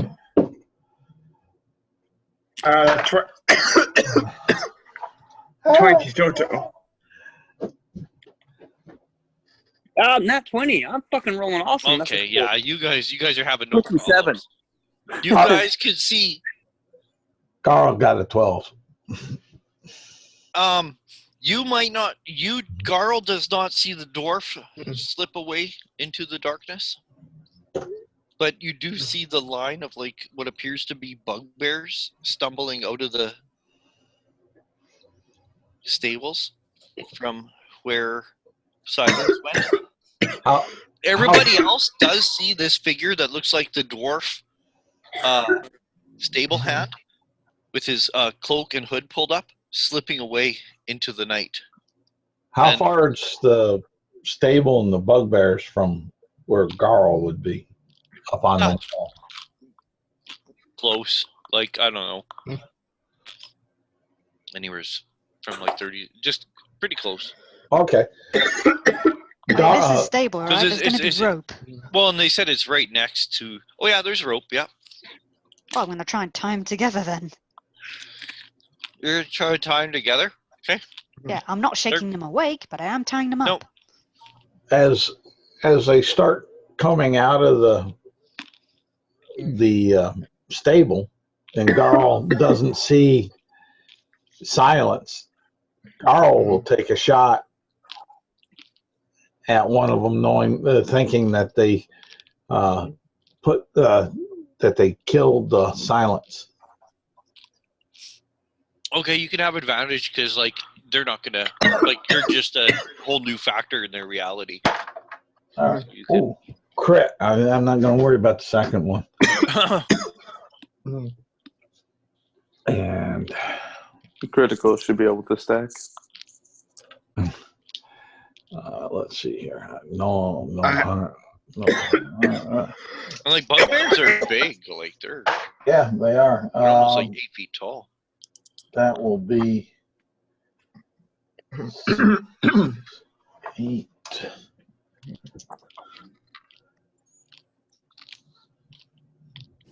And 11 points of damage on the first one coming through. Okay. Yeah, your arrow He- sinks to him, and he kind of He's no longer charmed by hypnotic pattern. correct.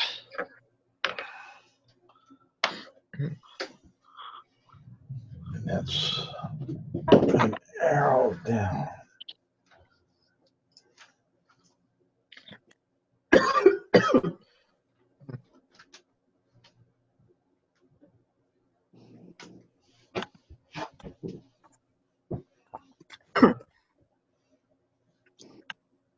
Again, goblins come splat here and there, flying over, hitting the wall, Garl will holler. gliding on the rooftops. You all shall die for killing our sweet silence. I'll drop my light crossbow, draw my rapier, just drop How, it. I will say Simon steps out of the stable at that point and says, I didn't know you cared. Okay, and I was gonna say, since Garl took that shot there, do you guys want to just use our old initiative? Sure. Yeah, that's fine. Because just the way it's going, so man, like Garl goes, Cloud can go.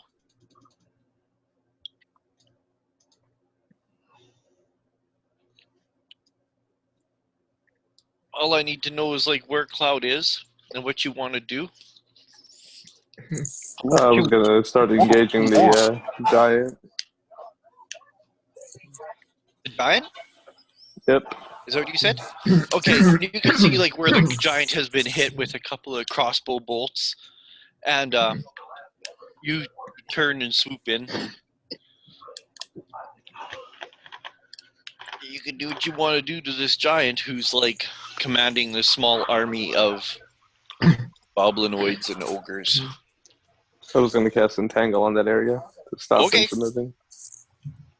On the hobgoblins? Because the hobgoblins are the ones moving in. I was Cast centered on the Entangle on them. giant. We want to center it on the giant? Because the giant hasn't really Yeah. been moving in because it's still getting Yeah, attacked I'd with rather arrows. take the giant and I'll knock him down and I'll move forward from there.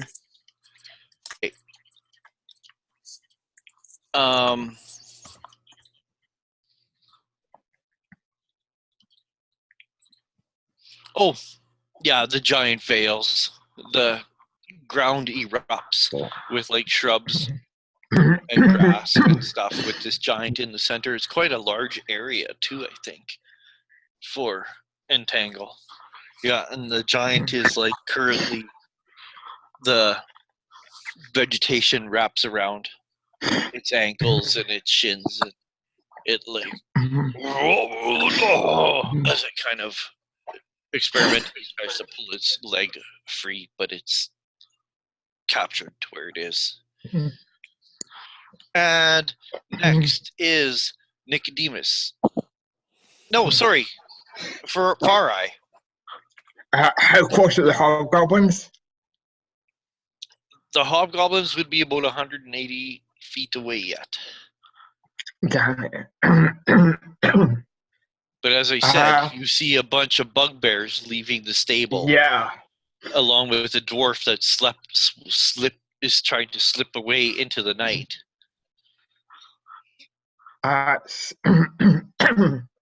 So I think what I'm going to do is I'm going to cast Call Lightning directly above me. We're on the gate. We're in the gatehouse, right? So Yeah, you're pretty much on the wall by the gate. Yeah. 60 feet radius out all around us for that. I'm going to Call Lightning and try and hit as many hobgoblins of the bugbears as I can.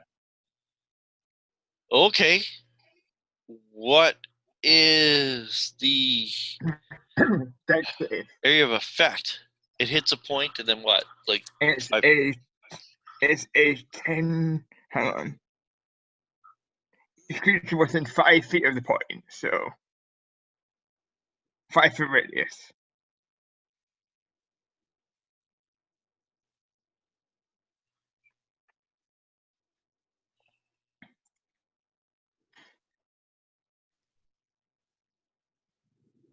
This probably won't kill them. Well, I'm just trying to think if there'd be one or two. Dude, I'll give you two. All right. The one that was Next already, save. I'll say the one that was already injured and the one behind him. The one that Garl had hit with an arrow, he failed, and the one behind him made it. So suddenly this lightning bolt just boom! It kind of lights up the area. And it is, I don't know.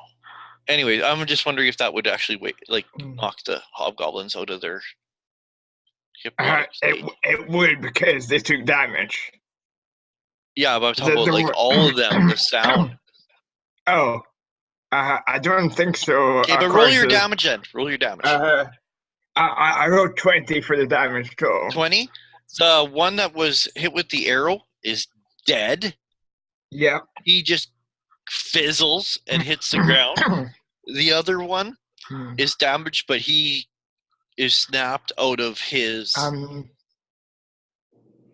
he is also pushed 10 feet away from me because of Thunderous Strike that has never come into effect yet, because everything's been bigger than large. Oh, okay. Yeah, so he pretty much just slams Silence. You're kind of like at the door of the bar, but the wall, one of these hobgoblins just flies and hits the wall of the stable, like big boom sound. Does he take damage from hitting the wall? No. Oh. That's Is he supposed to? it doesn't. It just says push them 10 feet away. Yeah. If he takes damage when he hits the wall, that's your call. No. And I'm saying no. He's pushed back. He's not thrown back. Yeah, it says push. So yeah, no. Then fair enough. I thought so, and I'm the DM, so.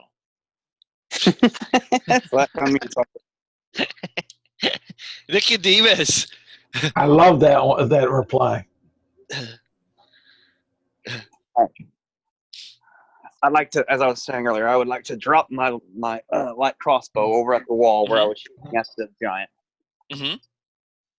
See these people come out and Silas come out. Yeah. Of the stable where our pony was. Yeah. And there's like a overhang carport thing where your wagon is underneath too. But yeah, they came from the inside where the livestock is. And I will stride up to them, swaying back and forth, pulling my rapier out, and ramming it through the heart of the one that had been shot back into. Was he shot back into? Into the stable wall. Yeah, he just got slammed into the wall when the lightning hit him. Okay, but he's still alive, right? Yeah, yeah. I will finish him. Okay. How dare you try to assault our pony? In fact, I'll say that because, as I said earlier, because of his reality has kind of changed, right? Like, he's been incapacitated. Suddenly, he just gets hit by lightning and you jump out. So I'll actually give you, advantage. Good, because my first number was a 3 on the die. Not too much better. Total of 14. Oh. I don't know. You poke him with the tip, but you almost forgot how rubbery and tough bugbears are. Like, he just... Well, I will still get face to face with as I'm poking him through, and it just didn't quite go through. But I assume it was kind of the V for Vendetta thing, since it's November 5th. Right up to close to him and be like, "That will teach you." Oh yeah, it is Not Guy Fawkes. The other dude. The one who tried to blow up Parliament. That is Guy Fawkes. Yeah, It is that Guy was Guy Fawkes Day? Fawkes. Yeah. It is, yeah. Remember, Yeah. remember the 5th of November. Yeah, it is Guy Treason. Fawkes. I know no reason why the gunpowder treason should ever be forgot. Yep. Yeah. It's Guy Fawkes Day. Happy Guy Fawkes Day to you English people, by the way. Yeah. Celebrate Guy Fawkes Day in Spain? I mean, in Scotland? I'm sorry. Hmm? You celebrate Guy Fawkes Day in Scotland? Oh yeah, there was there was quite a bit of fireworks. I don't know if you guys heard it, but Well, I imagine they would. I mean, the James he was trying to blow up was a Scottish king, so. Yeah. That's James. That was, yeah. Yeah. England didn't conquer Scotland. Scotland kind of conquered England. Don't tell the English that. Okay. I was away with the band on the weekend, and the Saturday we're leaving, but we're like, oh, let's go grab something to eat. So we went to some restaurant, and I'm in fucking Carrot River, Saskatchewan. Carrot River? Yeah, Carrot River. What Like a brilliant carrot? name. Like a carrot? Yeah. I don't know if it river was full like of I don't know if carrots. like the founder was like named Carrot or what, but yeah, Carrot River, Huh? and it's like 1,200 people, right? Like we played at the bar, and there was like 200 people at the bar Friday night. But anyway, so next day we go for breakfast, and there's this woman serves us and everything with an accent, and I could not fucking pin her accent. I'm like, she reminds me a little bit of Kat, but I'd listen to her and I'm like, no, that's wrong. And then it would come back, and I'm like, something. I had to ask her. I'm like, hey, your accent is driving me crazy. I said, where are you from? And she's like, oh, I'm from Liverpool. I'm like, okay, but what's with your accent? And she's like, oh, I've lived here for 15 years. And she was only like in her early 20s. So she still had remnants of her accent that like was mixed with like local dialect. Was it ever a trippy accent she had? Anyways, I just thought it was weird because I just couldn't pinpoint it. Okay, so Nicodemus. I Yes. forgot what you did. I missed. You missed. Okay. Yeah. And you're still shooting at the giant? No, Oh, I dropped my no, you longbow. stabbed the bugbear. Never mind. Okay, you stabbed the bugbear. Okay, silence. So you're there. You're going to tie up one of them without startling him awake?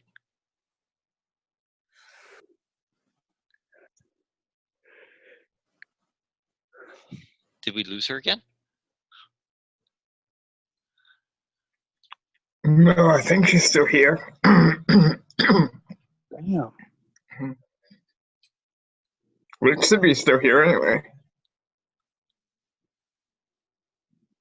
Well, that's what she had said before. So Yeah, so when she comes back, I'm going to get her to roll a intelligence sleight of hand. Yeah. You know, Xanatar's Guide to Everything has rules on rope use and tying knots. Yeah, I know. That's where I got it from. That's where I got it from. Okay. Intelligence sleight of hand. Okay.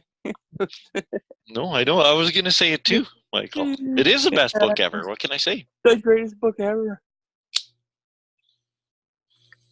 So the bad guys.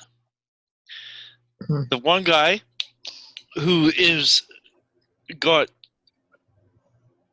slammed behind or slammed into the wall. He is going to, like, with one of his long arms, reach out and smack one of the incapacitated bugbears in the lips. and wake him up.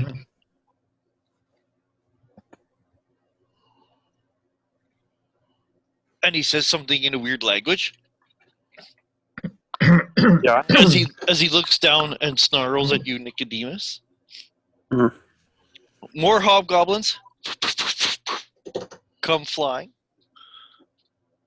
Or not hobgoblins. More goblins, you Goblin mean? chuckers. Yeah, more goblins are chucked.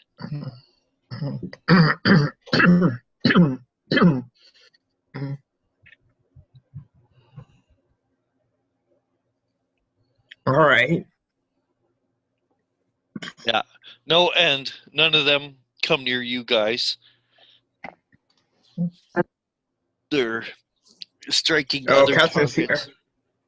Yep. Catherine, what did you want to do on your go? Tie up a bugbear? Oh, Or did you yeah. want to do something else? Tie him up?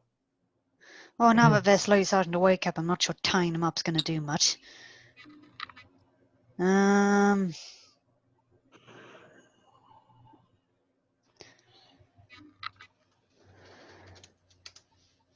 Well, might as well go trying to stab one bugbear through the heart. Might as well go for that.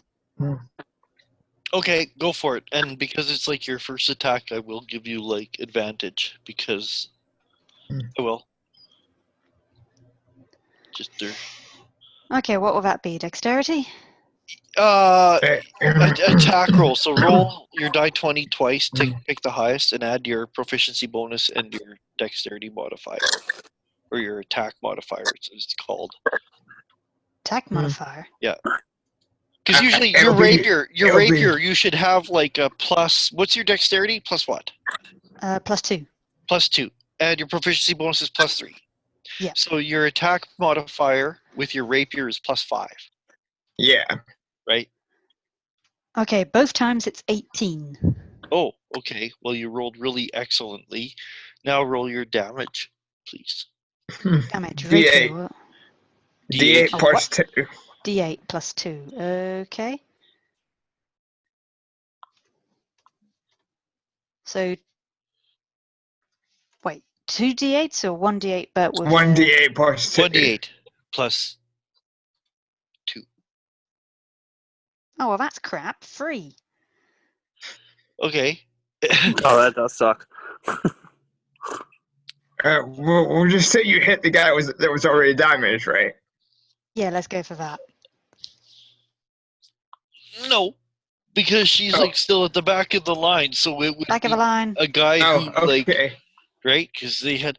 So you lunge at one and you're like, I know, I'm gonna put my rapier right through his heart, and you take a nice lunge, and the resistance that your sword meets when it hits his flesh is startling.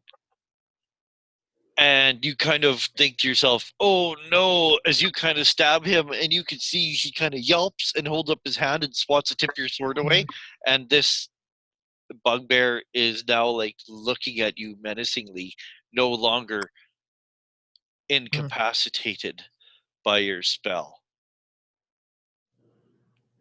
Oh dear. Oh, snipies. And like I said, you hear a shout from outside. So this guy on his go is gonna slap a bugbear that's walking out the door. This is like the last bugbear, the second from last. He smacks as it's walking through the door, startles that one awake. So you guys have 4 non-incapacitated. Bugbears. Yeah. So top of the round, there's 2 in. Garl, Yes. you could see that you got 2 bugbears outside that are not incapacitated, and Nicodemus tried to attack one, but his sword met with too much resistance. He wasn't able to actually damage it. The one that got blasted against the wall. But All right. yeah. Garl will use the bonus action, cast Hunter's Mark on the one he shot, Sure. Yeah. and then he'll shoot again at that one since he's causing the most awakening damage. And while he's doing it, he will be hollering, "Take that for killing Silence! I'll silence you!" And let's see here. Does a 21 hit? Yes. Okay. And let's see here.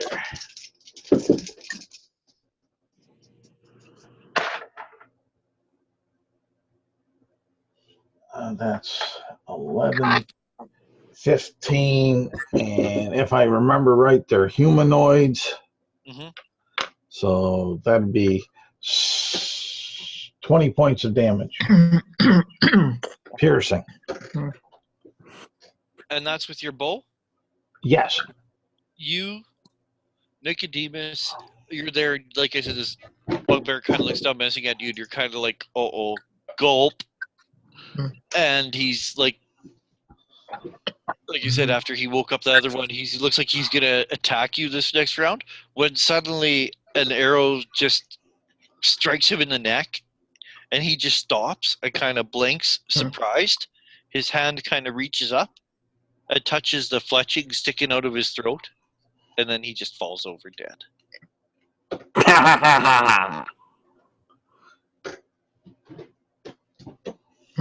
After Garl, Cloud, you've got this giant who's kind of like struggling in its overgrown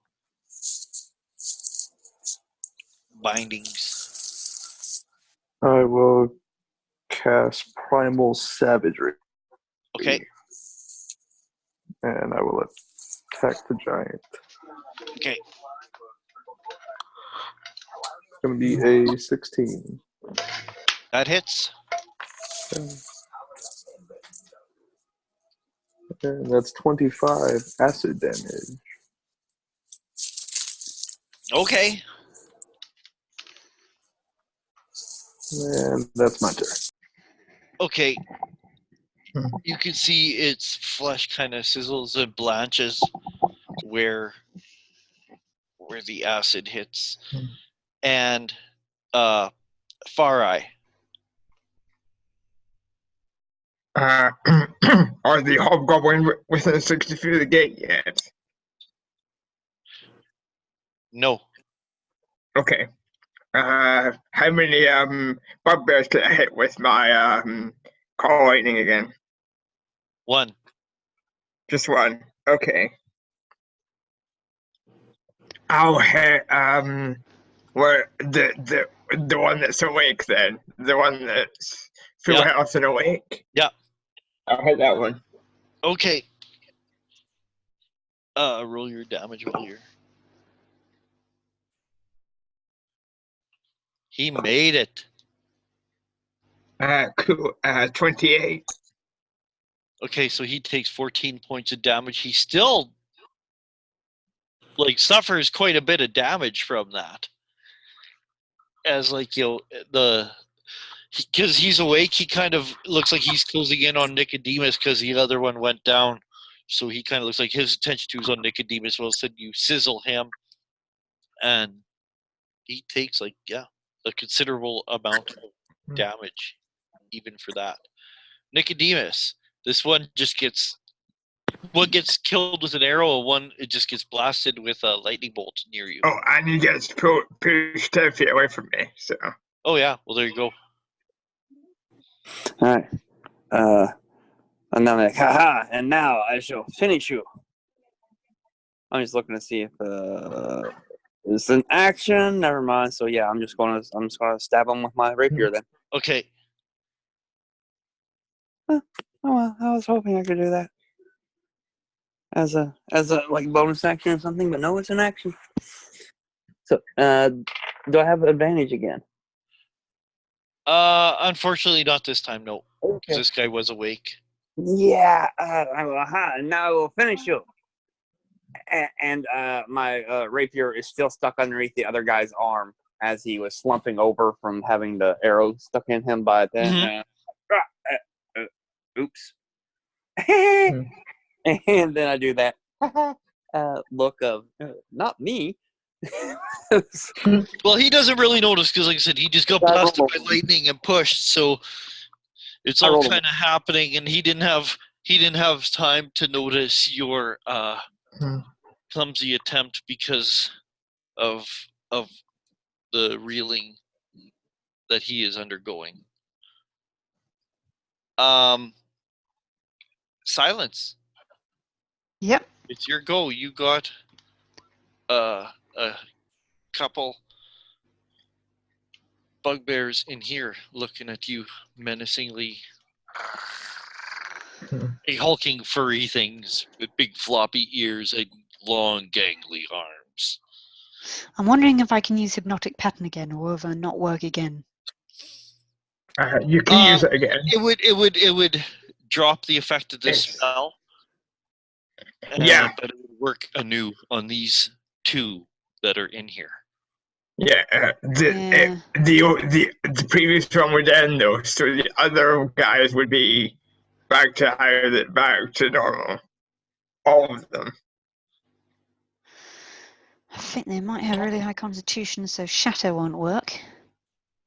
It'll work, it just won't be as effective. It'll take half.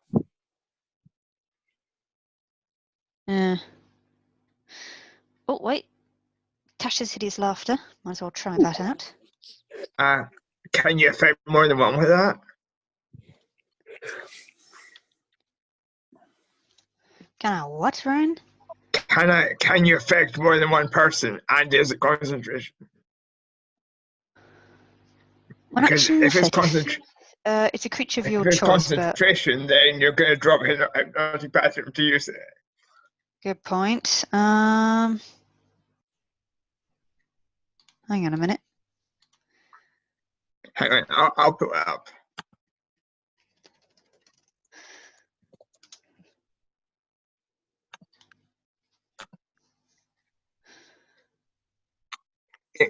Creatures. This one's better.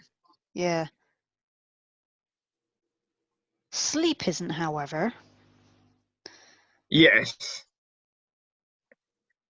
Doesn't say it's concentration. Yeah, sleep is definitely not concentration. You may as well try sleep. Yeah, was it affects creatures? You may not roll high enough to say both of them out, but it's worth a go. Yeah, I'll go for that. Okay. This spell sends creatures in a magical slumber. Roll 5d8 for total as how many hit points of creatures this spell can affect.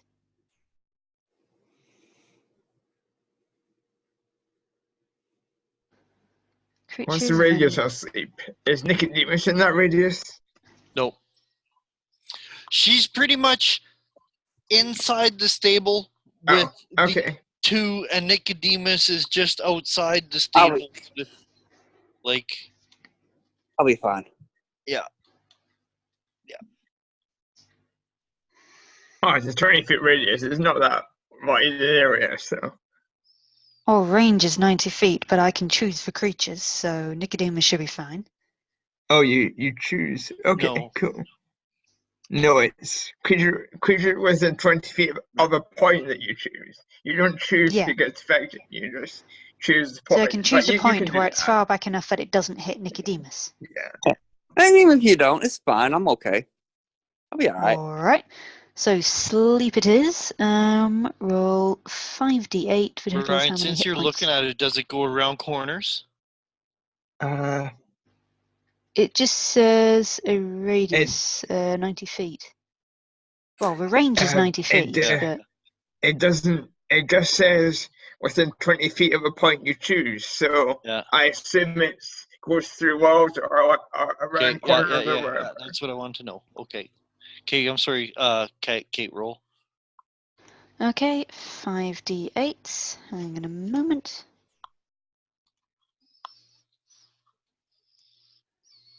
So 2, 8, 2, 6, 7. The total is how many hit points of the creature this spell can affect. 25 in total. Oh.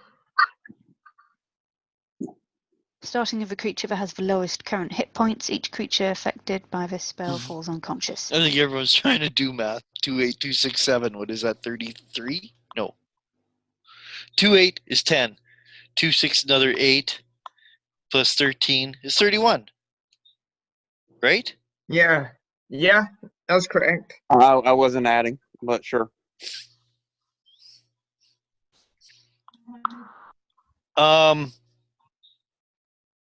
So you are not aware of any effect. Nicodemus, Yep. the one near you, falls asleep. I got him. Yeah. Yes. Yeah.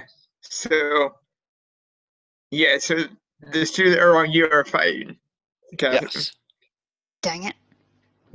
Yeah, they do not seem to be affected. The one with the blood trickling down his chest where you poked him, and the other one that he slapped awake. Well, it was worth a go. Oh, yeah.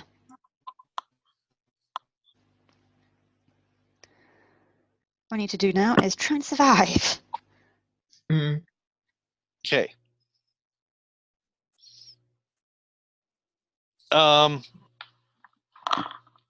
I gotta go to my thing. Funny. Things never play out the way. No. Like never, hey? Oh, once in a blue moon.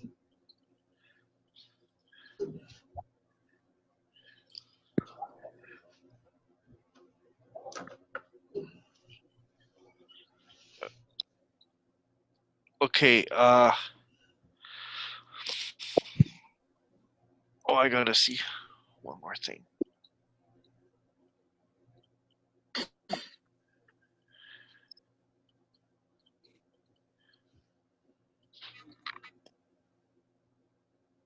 Huh. Okay. They have some some pretty fierce looking morning stars, which are like spiky clubs. In silence, Yeah. they grin menacingly and say something to you in a voice. It sounds pretty icky, the way they say it and smile and grin and leer as saliva drips from one lip, and he lips his lips with the black tongue and takes a swing at you, Silence. Well, I need And to dodge. you manage to step out of the way. As the second one comes in, he tries to catch you in the flank, and he does, and he hits you for an 18 to hit. Right? That hits you? I Your armor believe class? so. Hang on What's a your minute. armor class? 13. Yeah. Oh, yes. He hits you.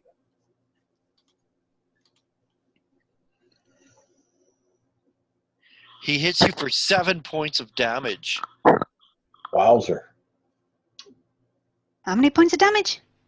7. Ooh. 7.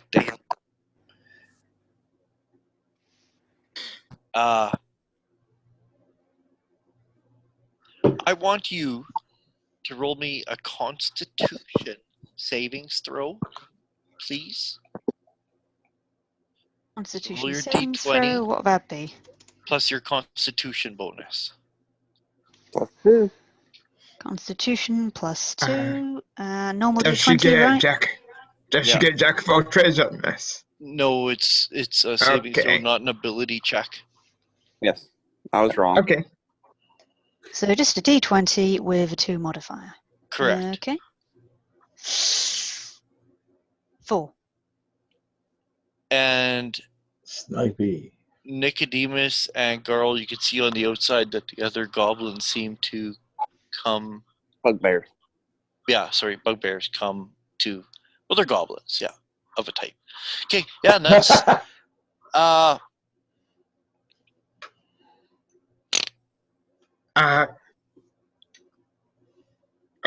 But Oh, that say would come so- to like it would be like the end. So back.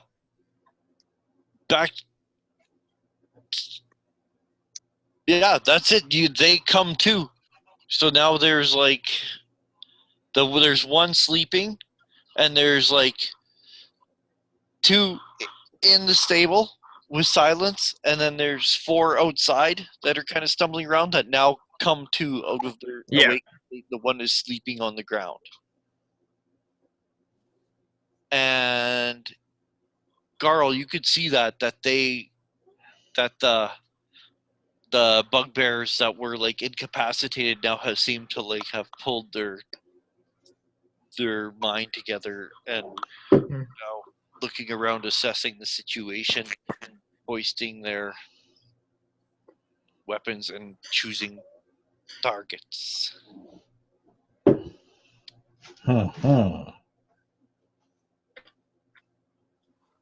So who's up? You. Oh, Garl is okay. And with that, Garl noticing that he's going to move, since he had his hunter's mark on the one that he killed, he'll move it over to the next one that seems to be moving or standing coherently. Yeah, there's four of them outside that you can see. Yeah. Yeah, he'll put his hunter's mark on the next one closest to him, and he will shoot an arrow at it. Now, do I have advantage on that by Nicodemus being close, or is he further than? No advantage, Okay. but sneak attack, yes. Okay, that's what I was trying to get at. Yeah. No advantage, but you can sneak attack. I will say Nicodemus is close enough to that. All right, that will be, if I'm not mistaken. Let's see here. That will be a 15. Does that hit? That bounces off of his rubbery hide, gets stuck in his fur. It does not hit. Okay. A 16 for. And Garl will holler, "I'll get you next time for silence! How dare you touch one of the greats!" And that's. Well, I know she can sing, but I wonder if she can hum. Oh, sorry. But anyways, that's a Garl will move, try to move down to get closer a little bit. Come down off the top of the wall to get down ground level. Yep, you can do that easily. Okay, and that's everything that Garl will end up doing on his actions. Yep. Yeah, the guys on the wall are just like taking pot shots at the hobgoblins and the giant stuff like that. But it's kind of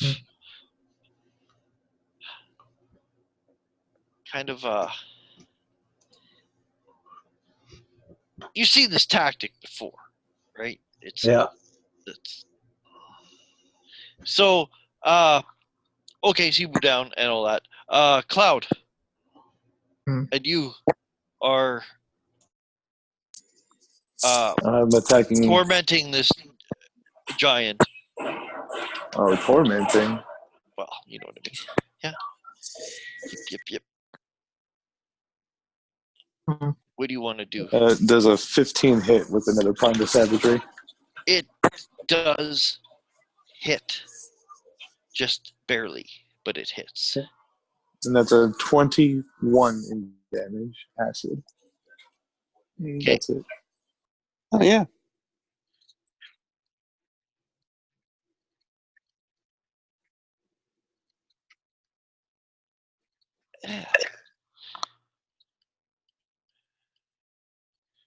Okay, I'm just trying to find my thing here.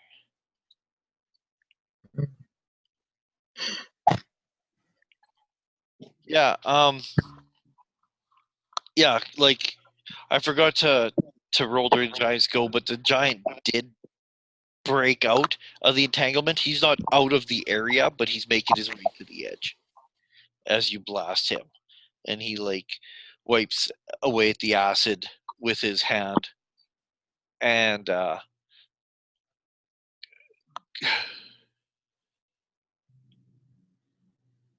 and I would say that also that the ogres are probably, I would say, well, out of goblins pretty close anyways. They might only have one round left.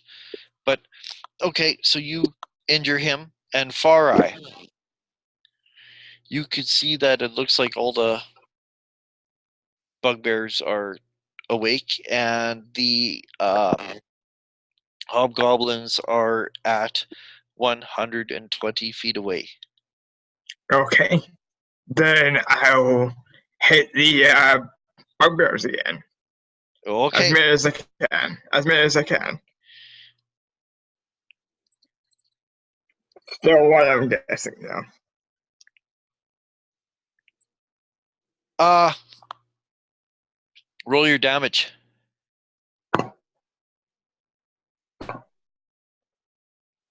Not so good this time. That's a 10 lightning damage, and they're pushed 10 feet away from me. Okay. You blast that one, and Nicodemus, again, the one near you gets blasted by the lightning and gets shoved back, and you can make your attack or do what you want to do.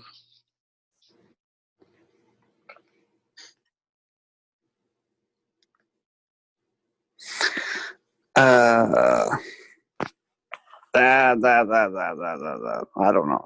don't know. Yeah, besides stabbing him, I really don't have much else to do. Do you have inflict wounds? I do, but I don't want to waste spell slots on them. Fair enough. I do. And so, I mean, I could toll the dead. He is injured, right? Oh, yeah. He is. Yeah. He just got hit by lightning. If I have to make a save, I failed. You fail. Yeah. And he's injured. So that's 2d12 versus 1d8 for a rapier. Yeah. So that's better, right? That is a 6 and a 5 for a total of 11 points of necrotic damage as Brass call. the champagne popper pops on his face and black champagne splashes, causing a necrosis of his tissue. Yeah, and he like makes like a weird half moan, half scream when it hits him. He's not dead, but he does not look good. That'll teach you. Does not look good at all. Silence. What are you gonna do? You're in the stable. You got two bugbears that are looking evilly at you, trying to swing their morning stars. The horses have calmed down somewhat because it's not so cramped in here. But there are horses in stalls. There's a pony or a donkey. You're not quite sure. Didn't get a good look at it. You just opened a small animal. Your go. What would you like to do? Well, it's going to be a bit risky, but it's worth for what it does. I'm going to curse one of them. Okay. So bestow curse. So I need to dodge around him and touch one. I just need to touch it. And then it needs to do a wisdom saving throw. Okay. Do you have to make a touch attack or anything? Because it failed the savings throw.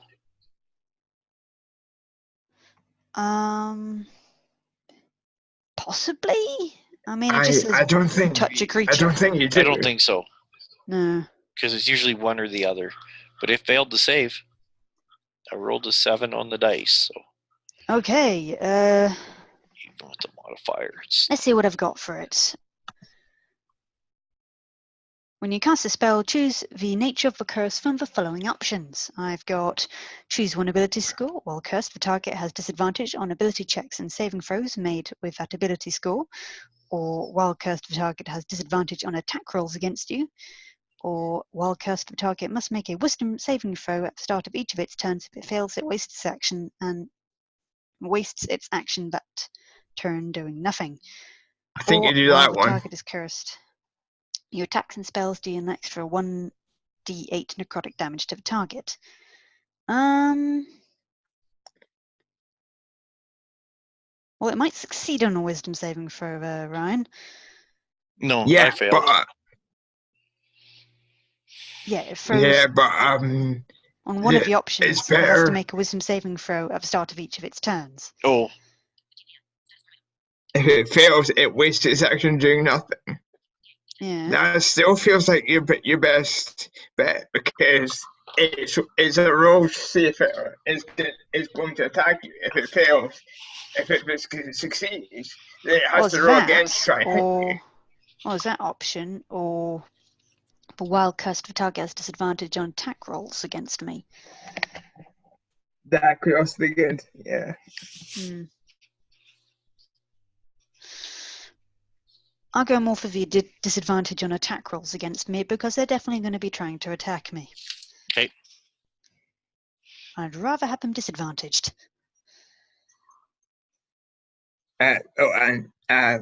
For next time, bestow curse. You need to touch them, and it's the wisdom saving throw. But That's what happened, Ryan. yeah. Okay. No, So I mean you have to make a touch tag, and then wisdom save. It's both. It's not one, Roland.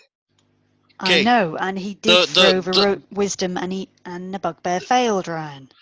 The one with the curse, he misses you totally. The other one misses you totally as well. Like, not even. So I can pretty much dodge and run out of the stable. No, they still get No. opportunity attacks. And it's like their go. So if you wanted to move, I'd have to rewind a bit and go to your attack, back to your go. Did you want to move out of the barn? Oh, ideally, yes. I got two bugbears in the Okay. barn with me. Okay. They will get an attack of opportunity, and I just did it, and they missed. So you can run out, and when you run out, you can see Nicodemus is out there, and there's a storm. more. There's a storm right now. Yeah, and there's like the roiling cloud overhead. And did you want to go by Nicodemus, or did you want to go in another direction, or? Well, I want to go by Nicodemus, see if I can help him. Okay, Nicodemus, you can see Silence come running out of the stables, and she is like coming towards near you. Now, those two that were in the stable will come out. There is 6 bugbears out here. 7 if you include the one sleeping.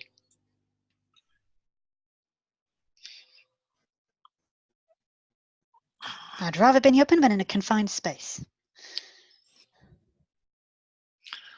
You may get hit by a goblin. Yeah, but they might get hit by a goblin too. True.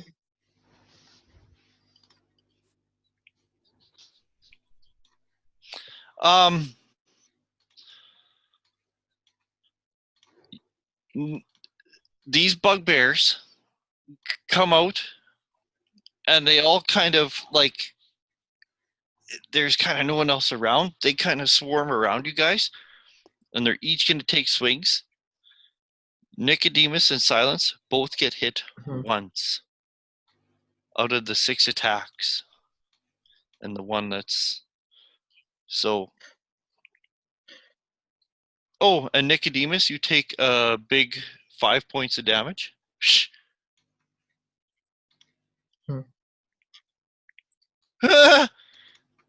And Silence, you take a big 5 points of damage. I'm still on my legs. You guys are kind of fighting almost back to back outside of the stables. When it's top of the round, Garl. Garl, seeing Silence come out, he'll say, "Praise the deities! Oh, glitter gold!" And he was going to go ahead and he's focusing on the bugbear that has his hunter's mark, and he's going to take a shot at that bugbear. Okay. And that will be a miss. That's a 13. That's worse than last time. But that's what he's doing. He's kind of standing where he is, taking the shot, surprised by Silence's return from the dead, praising the deities, and he's all emotionally confused right now. I'm alive. But that's what Garl's doing. Yeah. And now Cloud. I will hover behind him 40 feet. I'll make it 30 feet. I will cast Conjure Animal. Okay. And get some wolves in here. Oh, okay. Your consciousness reaches out into the night and into the tundra and into the wilderness. Exactly. Oh, I will also give what is that, an eagle cry? Yeah. As like a call or a challenge. Yeah. Okay. Far Eye.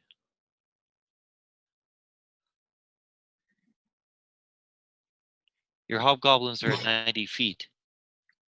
Okay. So there's 3 bugbears around my companion, right? There's 6. There's 6 bugbears around there. Yeah. Yes. The 7th one is still sleeping. Yeah, there's still a 7th one still sleeping. How many of them can I hit with call lightning? Now, 2. Okay. Because they're squeezing together to be around Nicodemus and Silence. Oh, okay. That's better than nothing. I'll try and hit 2 of them. They both made it, but you can roll your damage.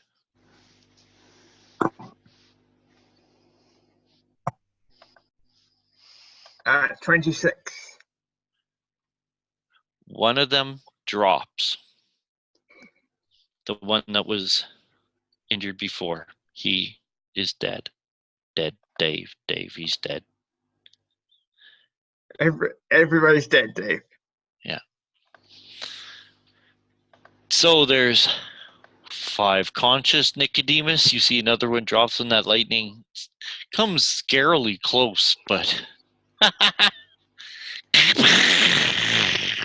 and another bugbear has fallen dead.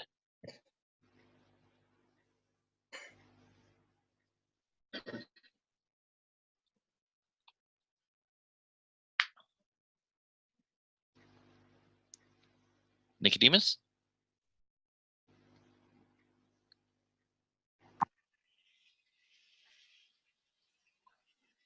Did you hear any of that? Nope. Oh, okay. This is how that works. You can hear me now, right? Yeah. Yep. I'll yell out. That was a little close. Keep it a little farther away next time. But you, as I go over to the one who's still standing, the one who got shot by him. Not if you want me to hit as many as I can. It's the final call for you, buddy. And then the champagne pop told the dead make a wisdom save. He fails. Yeah. See, my save is 15. It is very difficult for them to make it. whereas it is, and that would be a total of 15 points of necrotic damage as the black champagne flashes over his face and necrotizes him. To the point of death. Oh, buddy. To the point of death. 2 of these foul, hairy beasts have dropped. You are now down to 4. Silence. Could you make it 3? Sorry, what? Another one has dropped. You were surrounded by 6 last round. Now there's only 4 surrounding you guys. The massive lightning bolt took out one of them, and then Nicodemus finished off another one with his holy champagne cork. His holy necrotic energy champagne cork. What do you want to do? Still a powerful cork. 4 bugbears.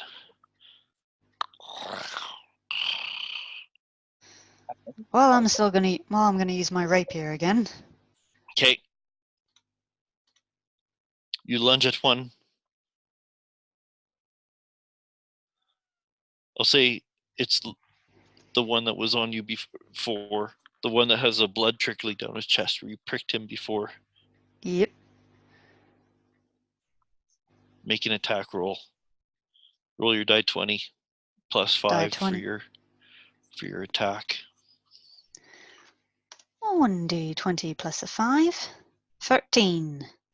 Oh, you just miss him. He steps out of the way. For as big as bugbears are, they move like dancers. Yeesh. Very comfortable in their own bodies. They are very light on their feet. They're like what's his face? Chris Farley.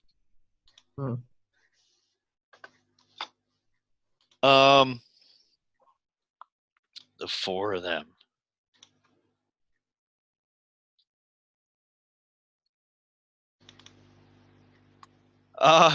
Nicodemus and Silence each are hit once as these things swing wild with no other. They're almost in like a fear frenzy now. Like whatever they were up to has been foiled, and they've been caught red-handed. Am I ever rolling terrible? Silence, you take 5 points of piercing damage again. Don't mind that. And Nicodemus, you take 11. I rolled a little better that time for the piercing damage. Now, the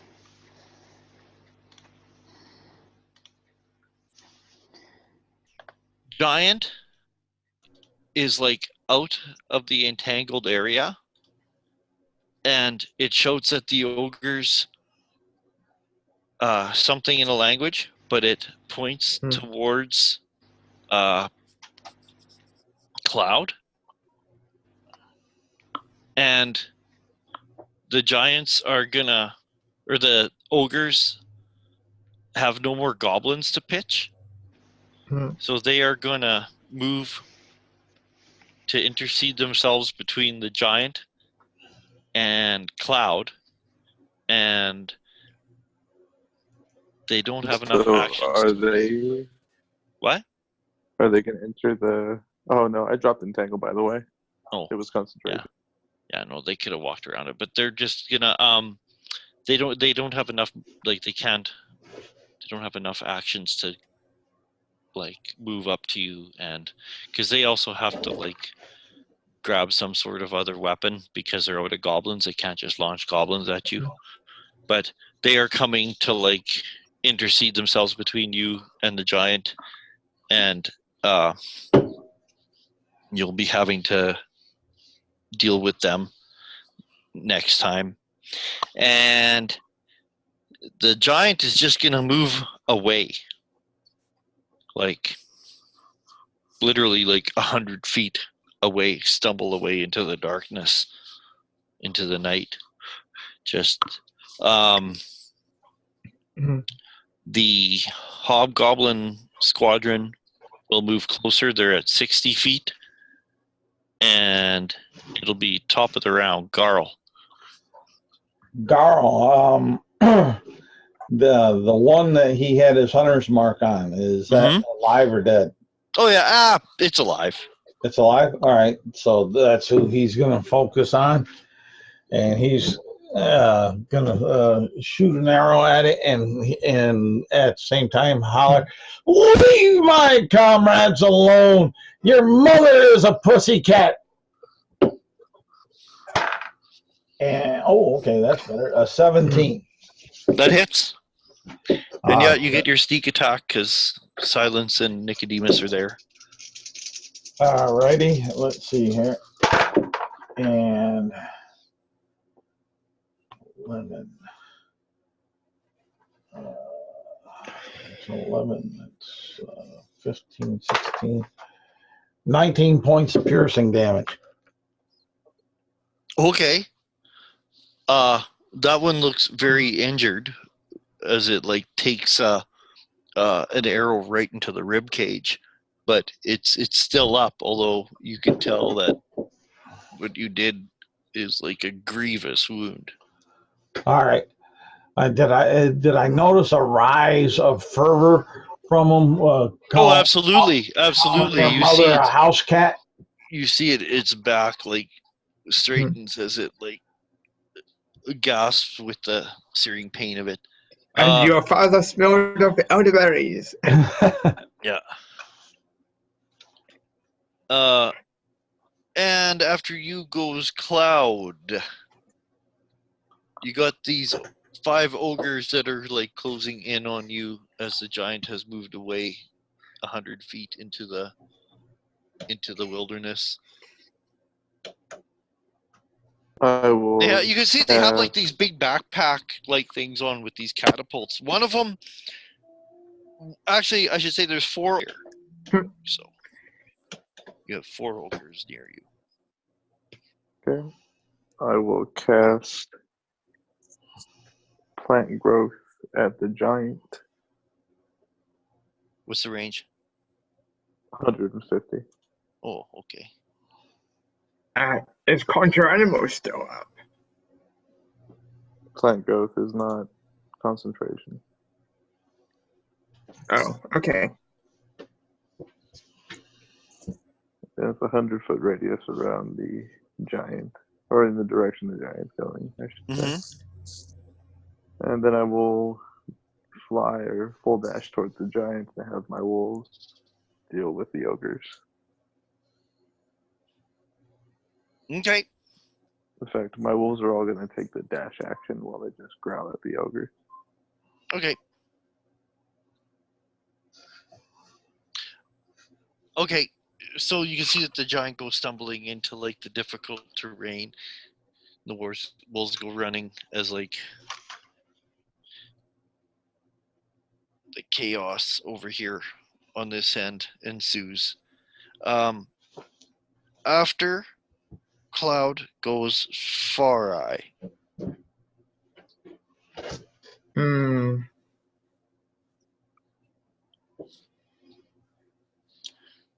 But there's how many hobgoblins could I hit with the call lightning? 2. You said there were the phalanx, right? Oh, hobgoblins? Oh yeah, and the phalanx? Yeah, you could hit 4.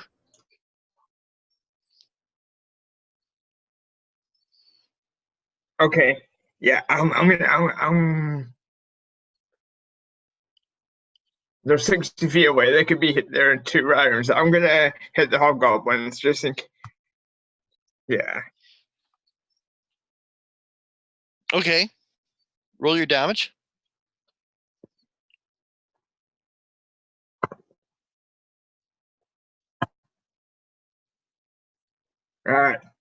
Only 12.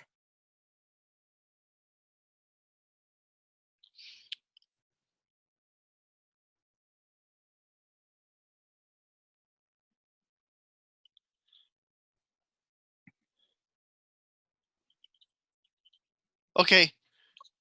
3 of them drop.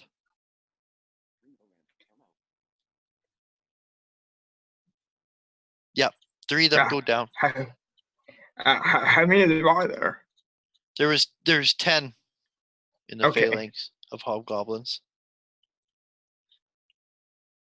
And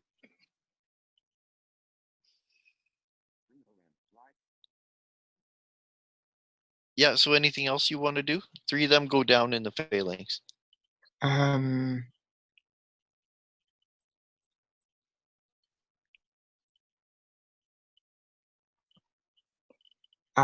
said there was actually never mind. That'd be an action.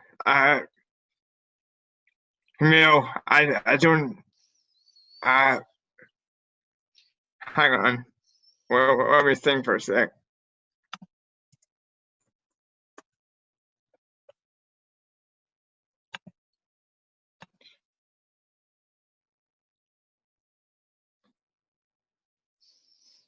Oh, never mind. So yeah, no, I'm just gonna stay. I think I'm just gonna start. No, I'm gonna stay where I am. Not do it. I'm not doing anything else. Nicodemus?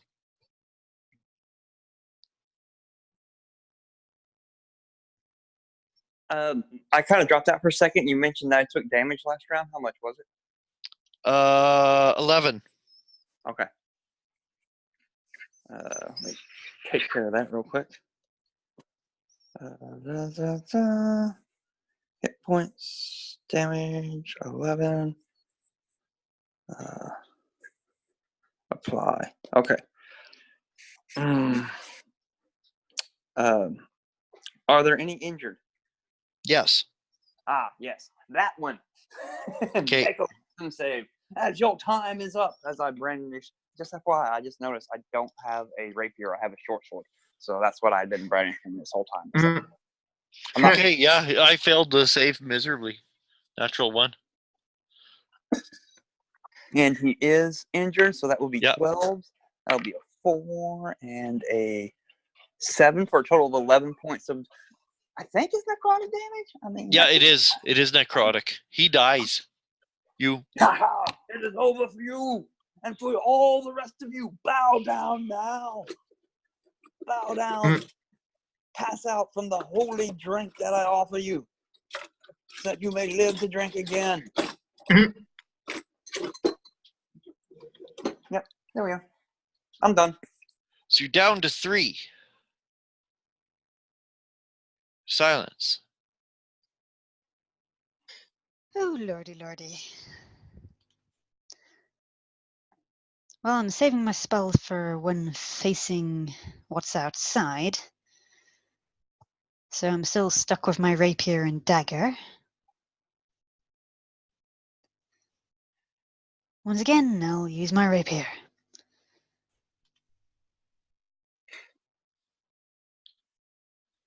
I feel you. I'm saving my spell slots too. I'm just, you know. I have a cantrip. Well, I always tend to use my spells, so I'm the machine gun here, so.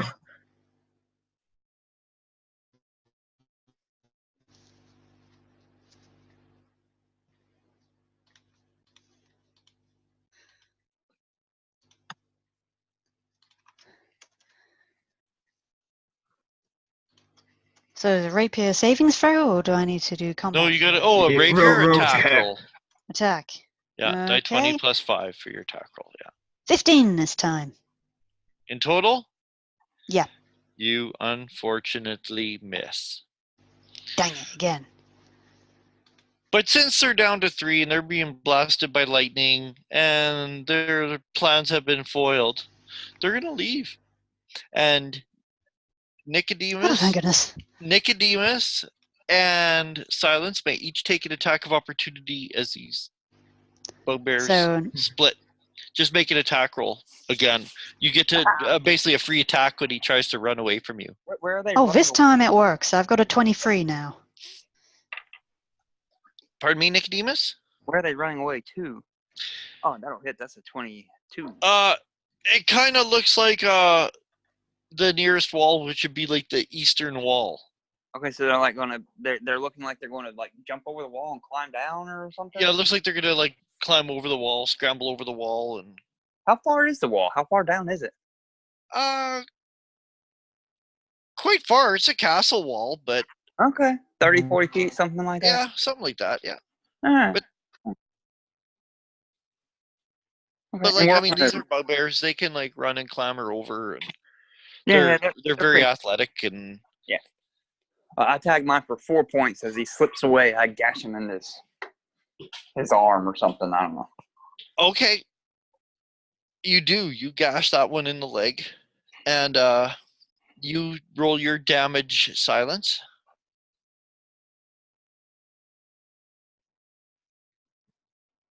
I heard your attack roll of 23, but I didn't hear your damage silence.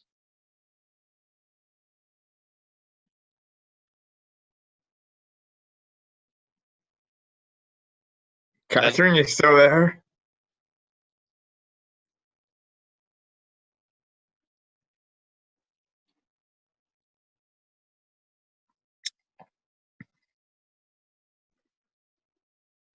I think she dropped again.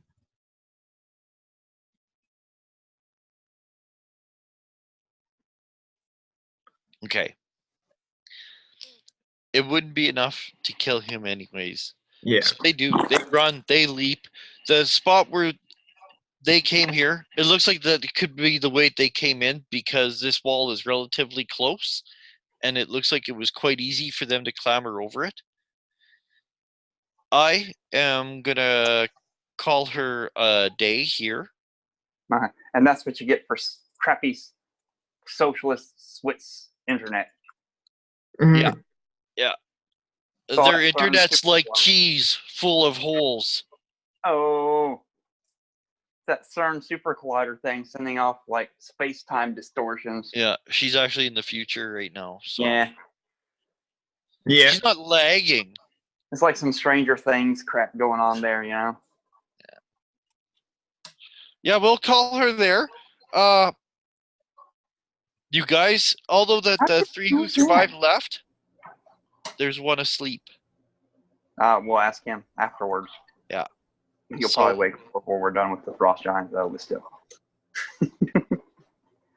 That's a problem for future us. I'll even tell you guys, it doesn't look like because the giant hightailed away. It looks like it's just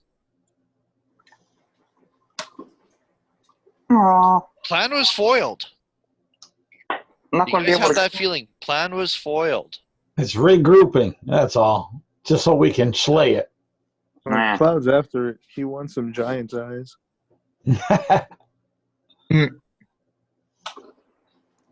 You can have your pack Oh, of run them down, right? But that's we'll leave it where it is. I assume I can just like harry the hobgoblins until they're dead if they keep You know what? coming. But On the hobgoblins round, they just back up. You blast them with a call lightning. They're not dumb enough to keep just